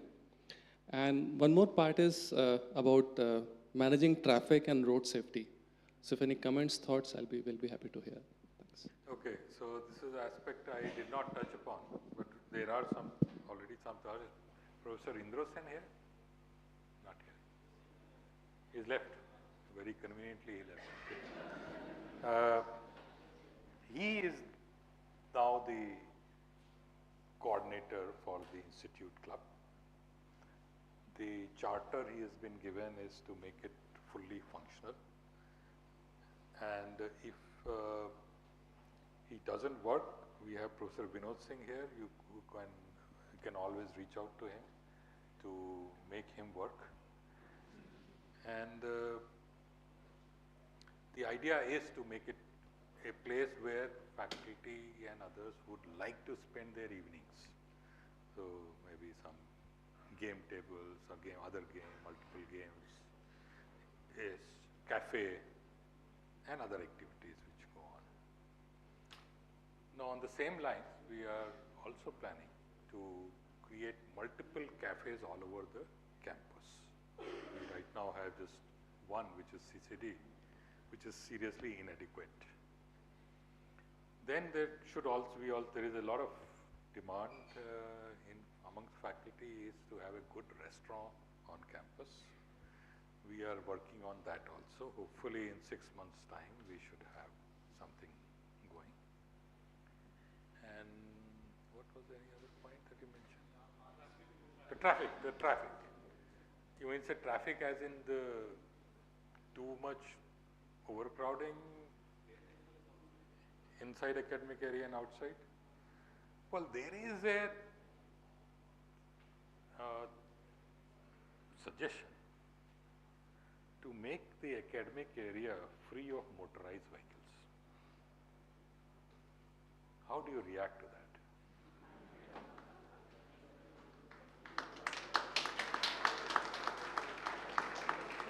Can I have a raise of hand, those who are for it? Please take a photograph. Yes. Good.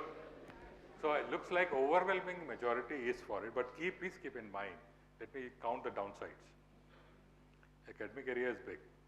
So the parking for motorized vehicles will try to create along the boundary of the academic area, but I don't think we'll have very large space there. So one, you will have to walk long distances in the heat and in the rain. How many are for it now? That's still waiting. Okay. So good. We can work on it. This is we have to sacrifice a little bit, but then the academic area we can make really nice and people friendly. So let's work on it. We'll figure out how to do it. Yes.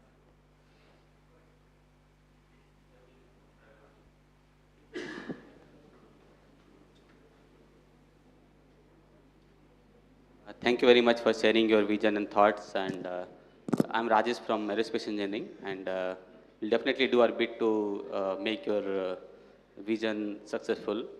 So my point is that, as you said, that one of the points to make this institute great is to hire good faculties. And one bottleneck that I see here is the two-body problem in Kanpur. Okay, so we have many good faculties, whose spouse are also worthy of getting a good position, but unfortunately, apart from a faculty position, there is nothing which is, unlike in the other countries where you have teaching faculties or you have assistant professor or, research assistant professor, which are kind of equivalent. It's not tenured. You want the same benefits as a tenured faculty, but it is something which can engage a spouse. Okay, so just like we have been discussing that we can have 30 high-value fellowships for students, can we have something in the same way, like it's not a faculty position, but something which can engage the talented spouses? Yeah, certainly we need to address the two-body challenge. But here is my thought on this. If we do translational research well, there will be no dearth of excellent jobs for spouses on campus. Because then there will be so much work that goes beyond the academic area and still very interesting work that I think we'll fall short of the required people. So that's one more reason why we should do it. Hi. So there are two things I want to say, one about the PhD program and one about teaching in general. Our PhD program does not get as much attention as it should. So we have one PG, DPGC, PG office, and now the programs have become really big. So I really would like to see a different DPGC, one for PhD program, one for MTech program, and MS or whatever, master's program. Separate courses that will also encourage us to design separate courses for PhD students, which I see lacking across the departments. Second problem that I notice, I've been here long enough, not as long as you, but yeah, quite long.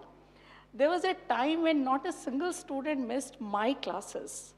And even if a student had to travel, that will make sure that I reschedule the class. I've taken classes at 6 in the morning and I've taken classes at 6 in the evening. But now what is happening, the classes have become very big because the number of students have really gone up. And I don't know who is sitting in my class. I'm teaching an elective and I have 110 students. So there are BTech students who are good and there are BTech students who are just trying to learn, and then MTech student with PA. No matter where you pitch the course, it is so difficult.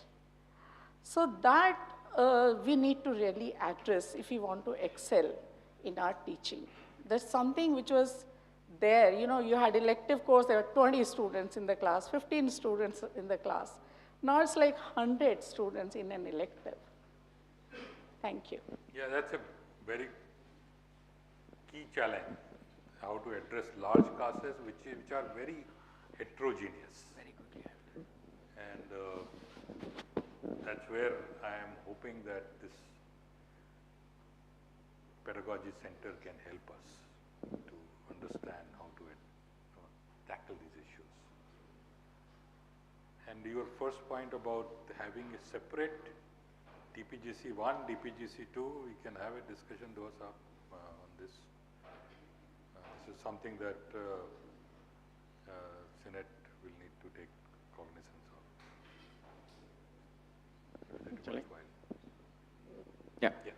Just a couple of suggestions. One, Ashok raised about PhD candidates attracting good ones. I think that's something which they are ambassadors for the institute as you go out, and perhaps for a long period of time they also impact to some extent our ratings also.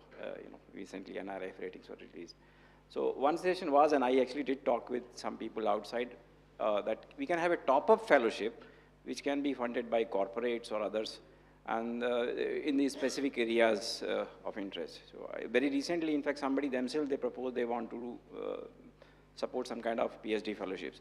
So top-up fellowships, and which are pre-announced in particular areas, and then we are able to attract those many people. So this was one session. Second was, the country has now 2070 as a net zero target. Today we was attending a seminar, Tata Group has a 2045. So I think we should also come up with a net zero target for the campus, and hopefully maybe that also brings a good amount of, you know, internal churning of ideas, and maybe gives us a you know, due visibility also. Yeah. Thank you for the session. In fact, we, as you would know, we have a new Kotak School of Sustainability on campus. So I have given them this charter to come up with a net zero plan for the institute. So let's hope that we'll get to hear from them over the next few months. Abhas from Civil Engineering. Thank you so much for your nice presentation and facilitating feedback, which I think I echo with other colleagues, that's something that is, I've seen in my short time of 10 years here, I've seen that drastically has gone down. One primarily is the engagement of the community, and there were several community-led initiatives that used to happen in the past because of certain committees that would invite such participation that has completely gone missing. And in particular, I would like to draw this point that you made about perception.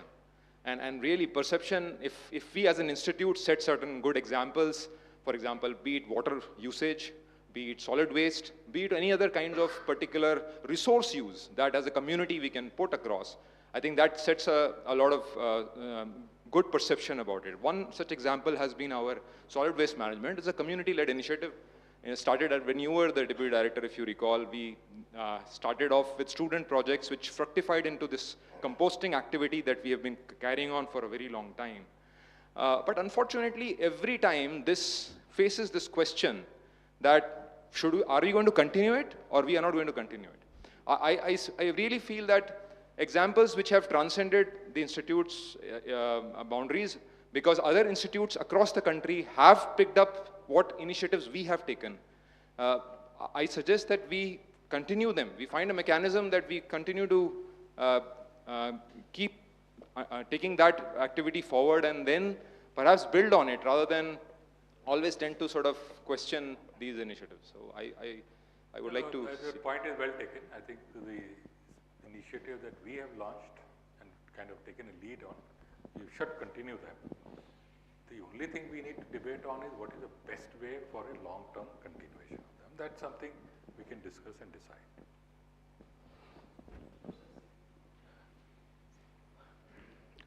Hello.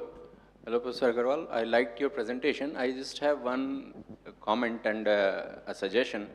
My suggestion is regarding the labs.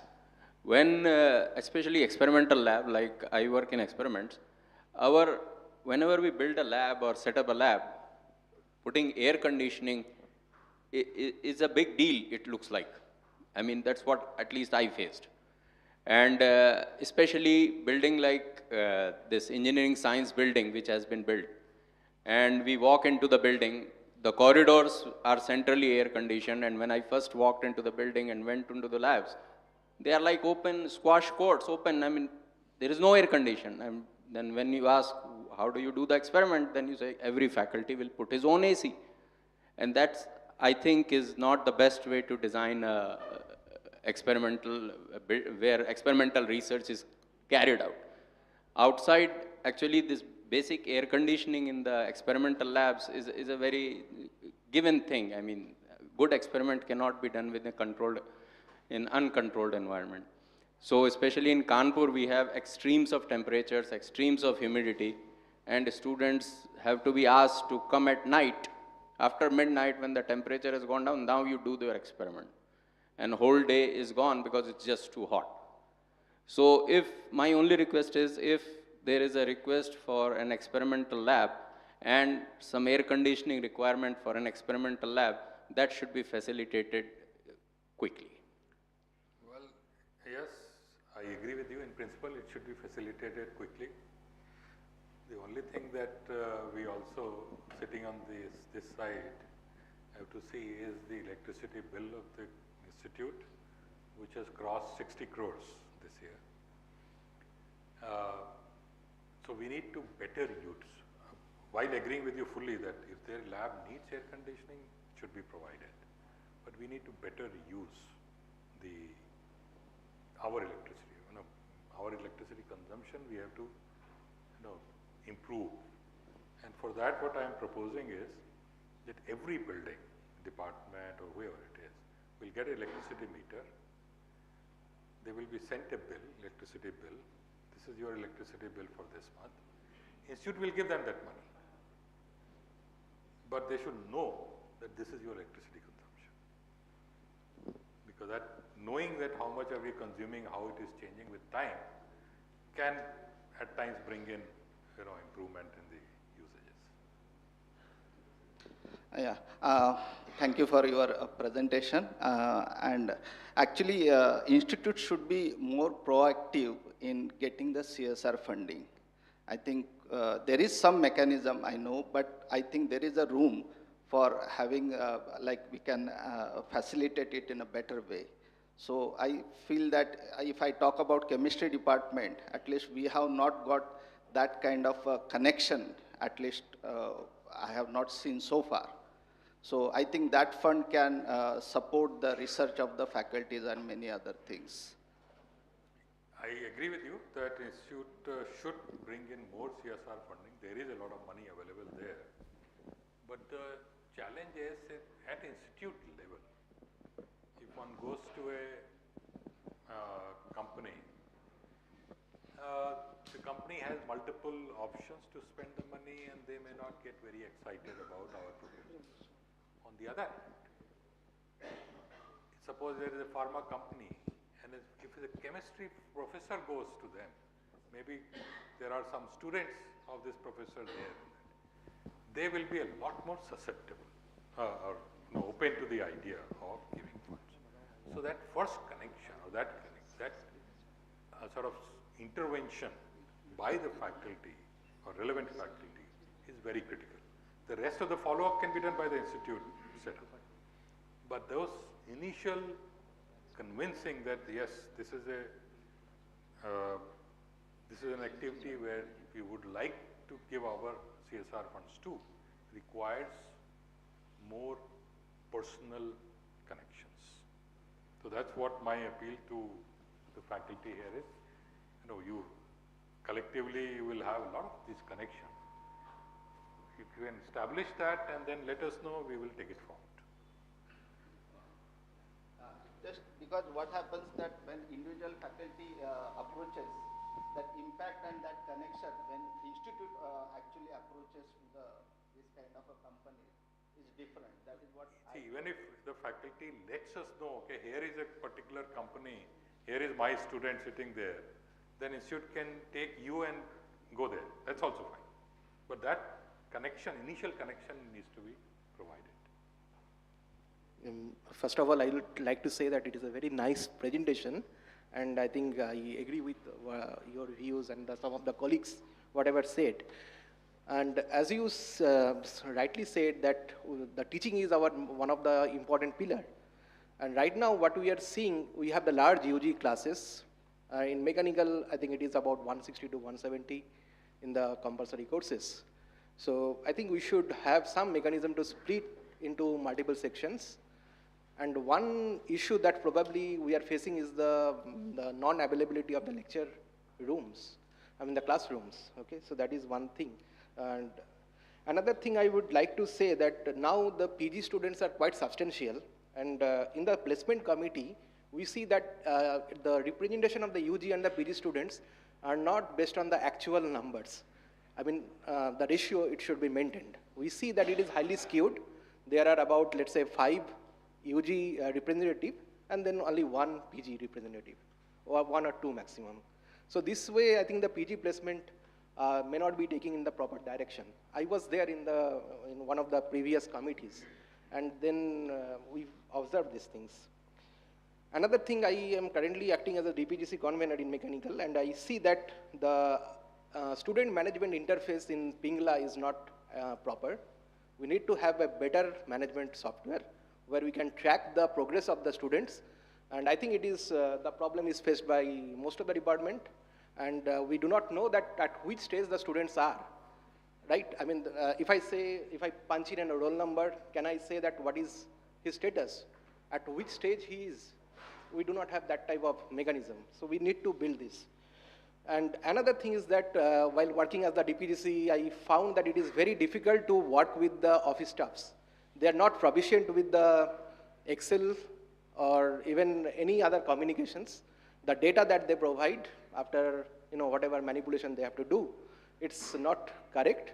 And then I had to spend enormous amount of time in my last 2 years for running the admission, etc. So it was quite a horrendous task, I would like to say. And so these, I think we require some cell to train the staff members. Like, for example, it can be dean admin, under the dean admin, there should be some group, some training has to be given to this cadre, and then so that the life of the faculty becomes, much easier, and then we can carry out our teaching or research, whatever it may be, okay? Thank you. Thank you. I'm sure Dean Admin has taken note of this, putting it in the back. But we have a staff training cell, but it is not functioning very well. And what our DD has promised is to make it a lot more active. So let's hope that we get that. The training of staff is very essential, I agree. And regarding Pingala point that you mentioned, well, DDIA is sitting here, who is looking very glum. Pingala started 10 years ago with a target that in 3 years they will completely automate the institute. It's been 10 years and they have done only 30% automation. So if I extrapolate it, it will be 20 more years. That is 2044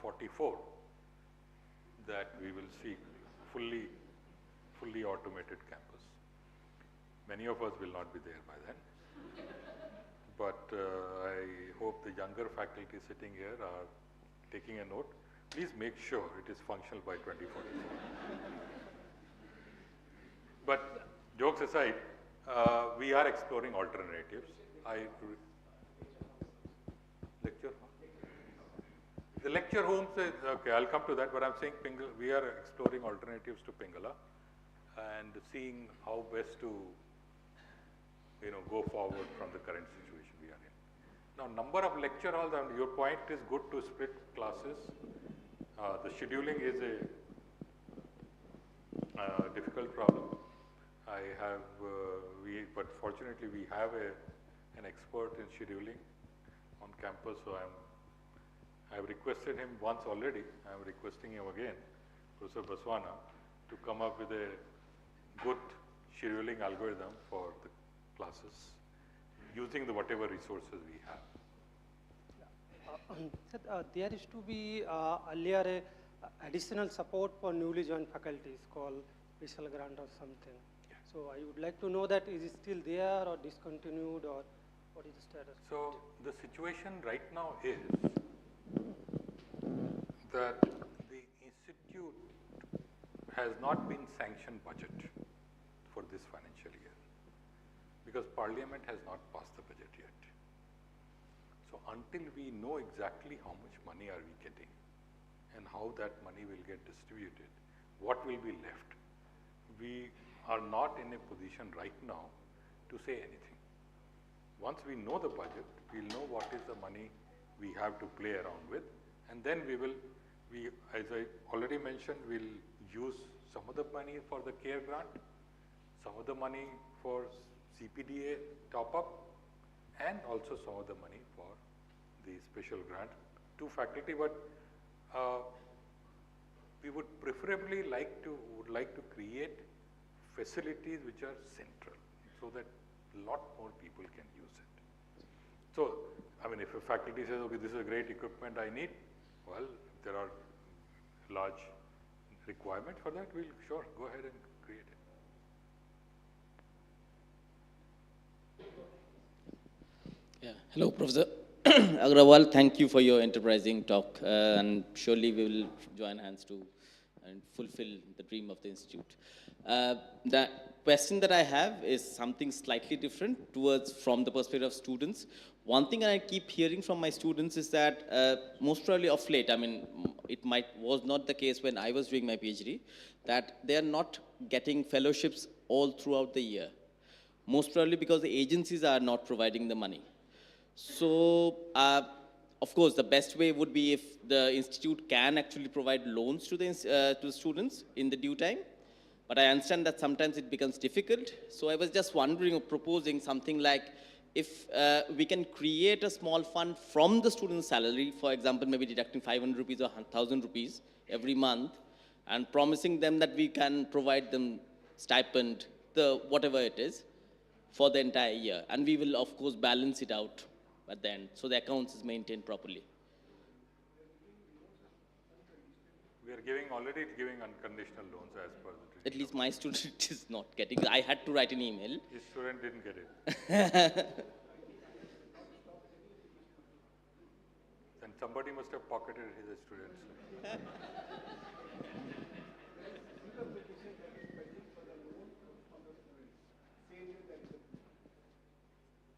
Are you sure it's not lying in your wallet? Okay. We'll look it up. Hello, Professor Agarwal. I'm Nivedita from Management Sciences. So I'm interested in both translational research as well as the traditional research and collaboration. But as a new faculty member, one of the bottlenecks that I face is in identifying potential collaborators within the institute. So without going into the details of stalker-like stuff that I have to do to identify people, I was wondering if there is a simpler mechanism for me to know what are the broad areas that most of the faculty members are working in and how we can connect, or what are the ways to foster intra-institute collaboration. So Dean R&D would have some kind of a setup, right? So can we put it on the website? It's already on the website. DORD website already maintains a database for the faculty member and their expertise. So you can just go and look it up.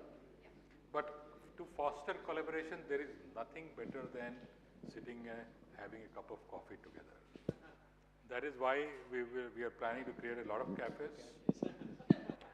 And also the Institute Club, you have evening free. Go over there, you will meet all kinds of people and then strike up a conversation. You never know when the collaboration develops. Hello, Professor Agarwal. My name is Deepak Dhingra. I am in Earth Sciences. So if I have to summarize my feedback in one word, it is ownership. Some of that has already been shown in your slide. So I'll just list down 3 things which I think might be added to that. So in my experience, what I see around is that whether we're talking about faculty, student or staff, most of the problems are arising because there is a lack of ownership amongst us. So to start with, the first suggestion that I have for you is that when you were showing the four components, we have faculty, we have students, we have infrastructure, and then we have location. If you can also add the staff, because, like in this, meeting, a lot of people have a lot of ideas, but we all know that if we have to really implement that, we need to depend on our staff. And if that staff is not motivated or appreciated, even though we may have good ideas, they do not really get down to implementation, and the same is true for students. So that is the first suggestion. The second is in the context of starting the translational research. So that's a very good idea, but I humbly request that if you can also think, of course, with the feedback of other faculty members, if we can do something on campus that sets it as an example for others. And this is related to what Abhas was also mentioning. So I can just in one sentence say that when I joined the institute, I still remember that the car that brought me, the driver told me, sir, we call this place as Mini America. I was coming from US, so I was a little, unsure, because that was my, probably second visit. But I think looking around and, thinking about the type of research, whether you think in terms of the material science, whether you think in terms of civil engineering, there is a lot that we can do on campus that can be an example of innovation. For example, we have problem of waterlogging. So there are many, many things that we as individuals can solve, and through collective action, we have so many new faculty, and of course, so many old faculty. We are the eyes and ears of the administration. We can not only indicate, inform that such a thing is out of place, but we can also volunteer to fix that. And with so much innovation that we put on our website, if we put it in practice in our campus, I think that will drastically change the perception. And the third part relates to teaching. So one thing that I have myself struggled a lot, transitioning from a researcher to a faculty, is that why teaching is not part of PhD when a lot of us, after doing PhD, take that as a career. That on one end will solve the problem of the real appreciation for teaching, because if you have learned teaching just like other subjects, you will perhaps better appreciate. But at the same time, the students not coming to the class, part of that is also because they don't really understand teaching. Means I can myself share that I did not really understand teaching till in my PhD program, through peer learning, I was told that there is a Center for Teaching and Learning, and I took those courses. And it is courtesy of that that I have been implementing a lot of that thinking into teaching. So if there is consensus, and if even at a on a trial level, if this can be incorporated into the teaching program, there will be a lot of ownership that both the teachers and the students will appreciate about the teaching. Thank you. I'll answer your points in the reverse direction. That Center for Teaching and Learning is exactly what I'm also proposing. Just like you benefited from it, I hope that many of our, not just faculty, also students can benefit from it. Then the second point was regarding the implementing the solutions on campus. Sure, we can do that, but I would say if we can implement those solutions just outside campus, it will have even bigger impact. Solving the waterlogging problem of IIT campus is easier than solving the waterlogging problem of Nankari. And if we solve that, or not completely, but at least reduce it, the impact it will create. I mean, the driver who mentioned to you that this is a mini America, the reason he said was primarily because this boundary or this institute is totally detached with everything outside. But if we do some of these things, that feeling will go away. There will be a sense of ownership not within the campus but even outside, that okay, this is our institute which can work at times for us. And finally the staff, you are very right. I think because this presentation is to the faculty, so I didn't want to spend too much time on the staff, but I do intend to address the staff. Their ownership is also extremely important into making us a success.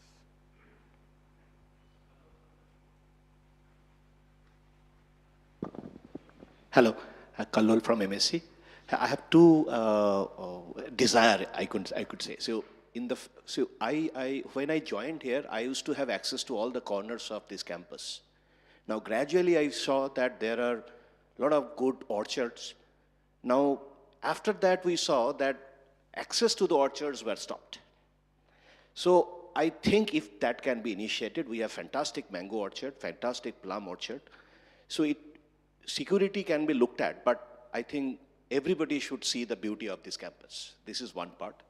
Second part is many of those spaces inside our campus, since 2007, I see only grass growing there.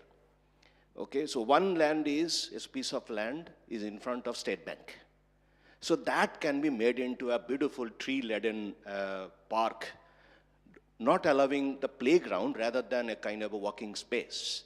So it will also make a beautification of the campus. At the same time, we will have a better utilization of the space and the green patch of this campus will grow up. So these are my two desires. Thank you. Yeah, just like you, I also don't understand why the access to mango orchard was blocked. Maybe there is a reason. I'll get educated about it. Maybe there is a very strong reason, which then I will have to accept. But it is worthwhile, certainly, if there is a very strong reason why it is to be blocked, I think every one of us should know that. Okay, this is the reason why it has been done. And then regarding the second point of creating, converting green spaces into something, with more trees and so on. So that point is well taken. The only thing, and we should need to be aware of, is that the campus, we are growing. I mean, our academic area, the buildings are coming up, more will come up, hostels are coming up, faculty apartments are going to come up. So we should be very cognizant of the fact that these are the places earmarked for campus expansion. And in those places, don't plant trees. Otherwise, what happens is you plant the tree there, 5 years down the line when you want to remove it, then it becomes a very big challenge. Also, but at the same time, the areas we earmark, okay, we are not going to build anything here. There, of course, we should go ahead and make it better. Yes, I had one or two queries regarding this parallel sort of career paths. So I don't understand admin much, but let's say we implement this and then next director comes and then he sees, one guy has done only one thing and reverses everything. So is there a protection of young faculty from this? That's a very good point, yes. And it needs an answer now, otherwise this scheme is not going to work.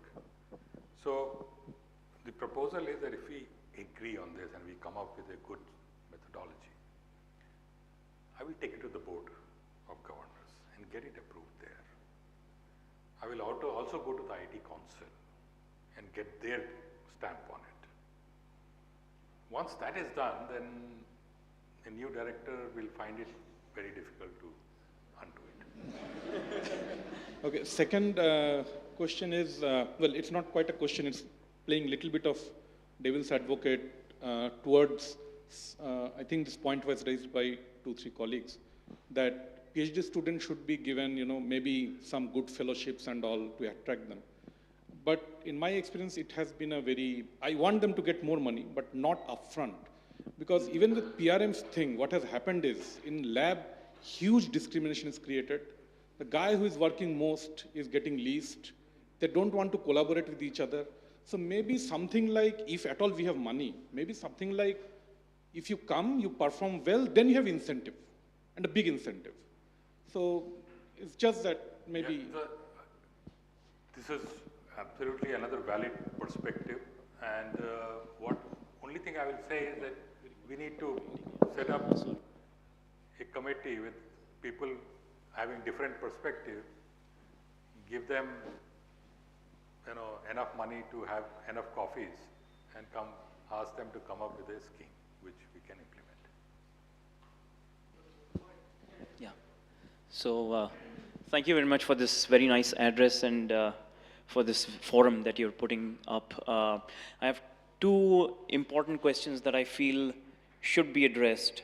Not sure if you feel the same, but let me just try. These are some of the most painful things that I faced when I joined the institute last year.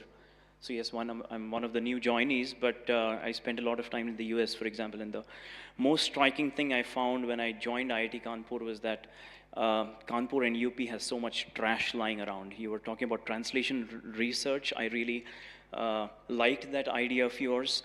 Should we, as an institution, give incentives to solving really major issues outside of our gates in the nearby areas, right?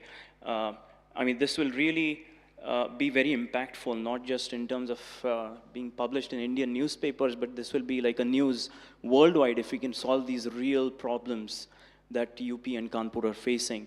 The second painful thing that I faced was 3 suicides. Mental health is on the rise. Youths, our students are suffering. What should we do about it? Thank you. So the first point is just, I think you are just reinforcing what I am proposing. And that's very true. And in fact, let me share a specific piece of news that for the UP government has asked IIT Kanpur to solve the waste disposal problem of Kanpur city. So the Kanpur administration is also fully on board. We are creating a group who will be tasked for this. So let's hope that we can make good progress there. Yes, of course, there is a way to getting involved. What I will do is I will ask the coordinator of this group to send a mail to faculty or no, that may be clogging too many in mailboxes. If you are interested, maybe you can drop me a mail and then I will connect you to the right person. Professor Satchiranand Tripathi. Then the second point was about, what was the second point? Mental, oh yes, mental. Mental health is a challenge, yes. As you can see, in 3 minutes I forgot what your question was. But nothing can be done about people like me. We are like too old to be cured. But younger people, yes. And there is a idea going around to enhance or expand our counseling service to create a center for mental health on campus with trained psychologists, psychiatrists who are full-time engaged with this, and then take the help of this center to address some of these issues. So let's hope that we can implement it. Professor Agrawal, thank you very much for setting out an atmosphere of engagement with everybody. I just have 3 suggestions. One is the reinitiation of the CARE grant system would be wonderful, because really important systems got done. I only want one suggestion in that regard. If you wait till the year end to decide how much money you have, then given the GT, etc., no purchases would be completed in that year. So maybe a time schedule has to be looked into. Fair This is one. Fine, we'll figure out. This is one suggestion. The second thing is, I've been here also about more than 20 years now. The one thing that is very striking is, in this institute, see, there are the secretarial help to any faculty member is very, very minimal. Of course, there are secretaries and other people in the departmental offices, but they are, there is no help really for faculty, apart from whom they may hire in the projects or things like that only. So if we can actually have some more, think to see how we can develop a system of some secretarial help to faculty, that will actually be useful. The last point that I would really like to make is, again, many faculty are running so many courses, they are creating so many lectures, videos, they are creating teaching aids, teaching materials, and so on. But really speaking, we don't have a common repository where, teachers use materials used in previous years by others with appropriate, citations and so on.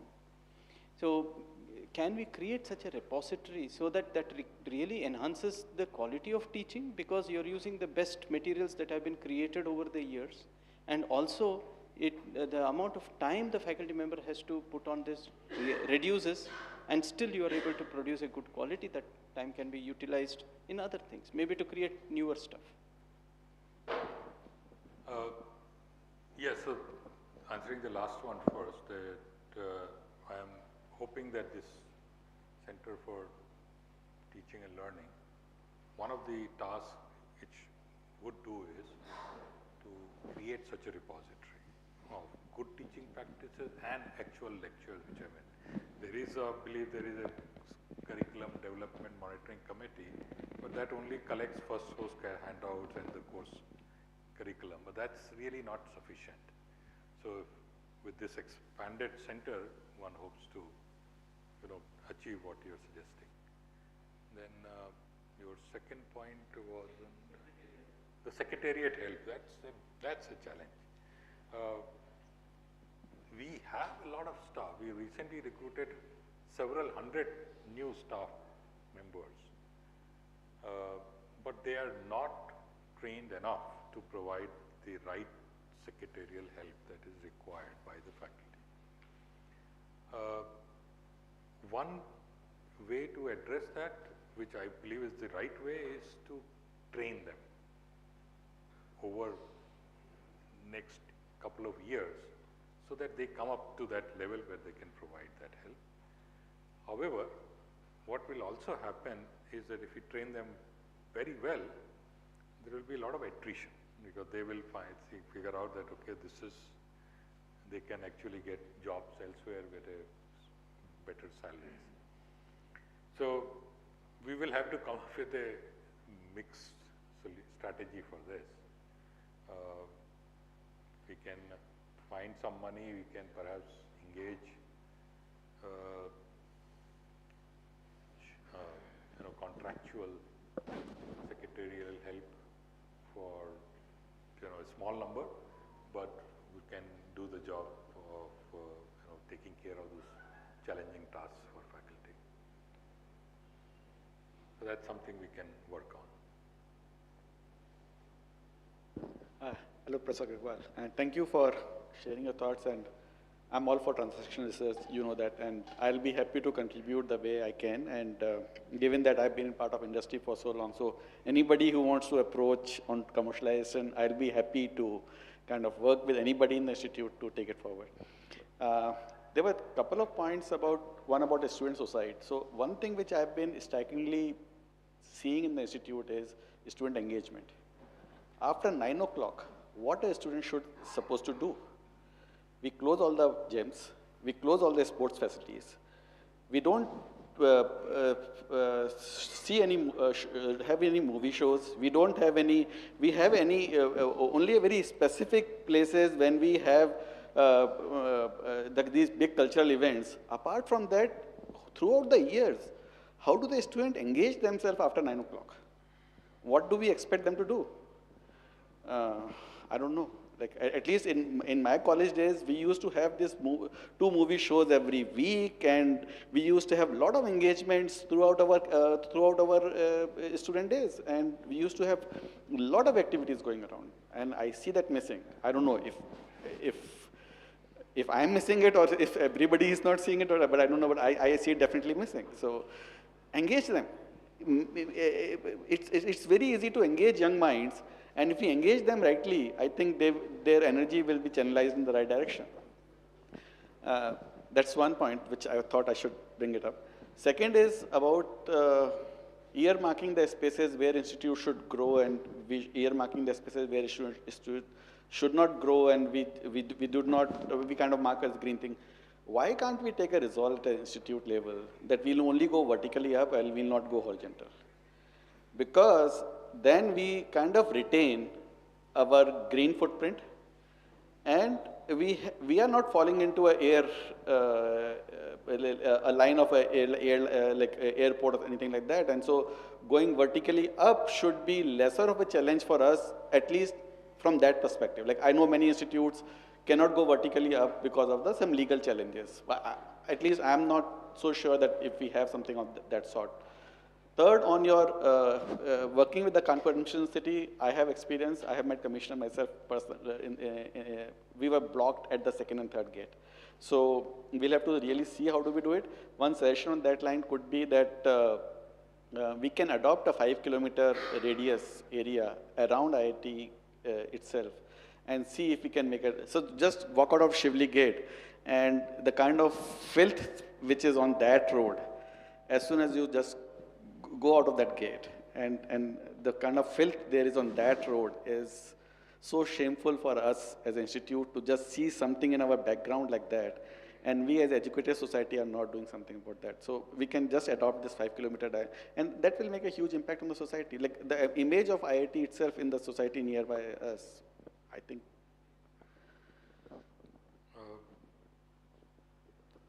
So the first point you mentioned was about students. Well, you know, films,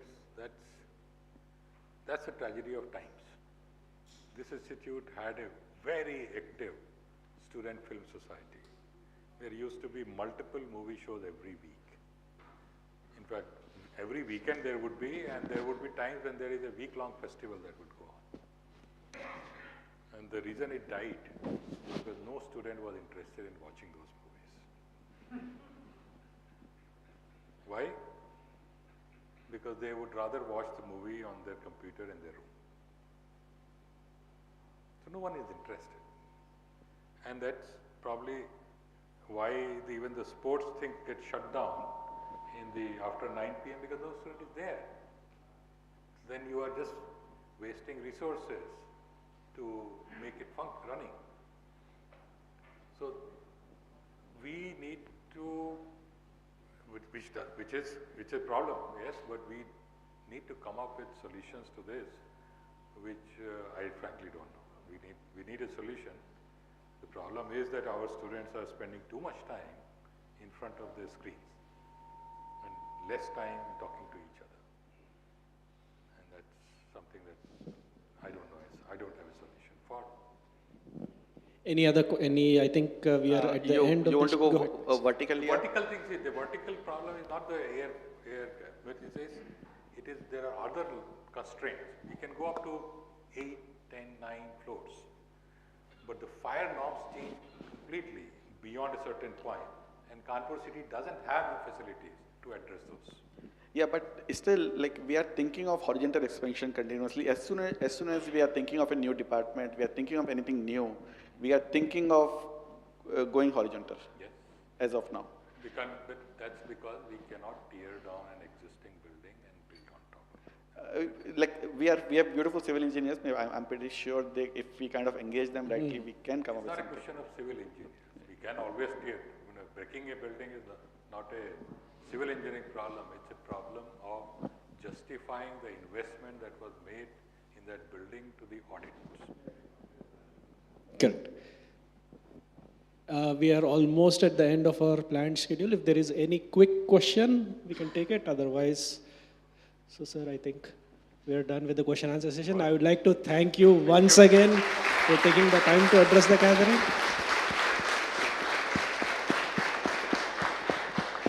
Thank you all for attending and participating in this extended interaction. My apologies for the slight delay. My apologies, sir, for the slight delay in loading your slides. Thank you very much. Thank you very much. IIT Kanpur's tradition is that whenever any event begins, if things don't get messed up, then there is some problem. So we are well kept with the tradition of this. Thank you, sir. Thank you very much, everyone. Thank you.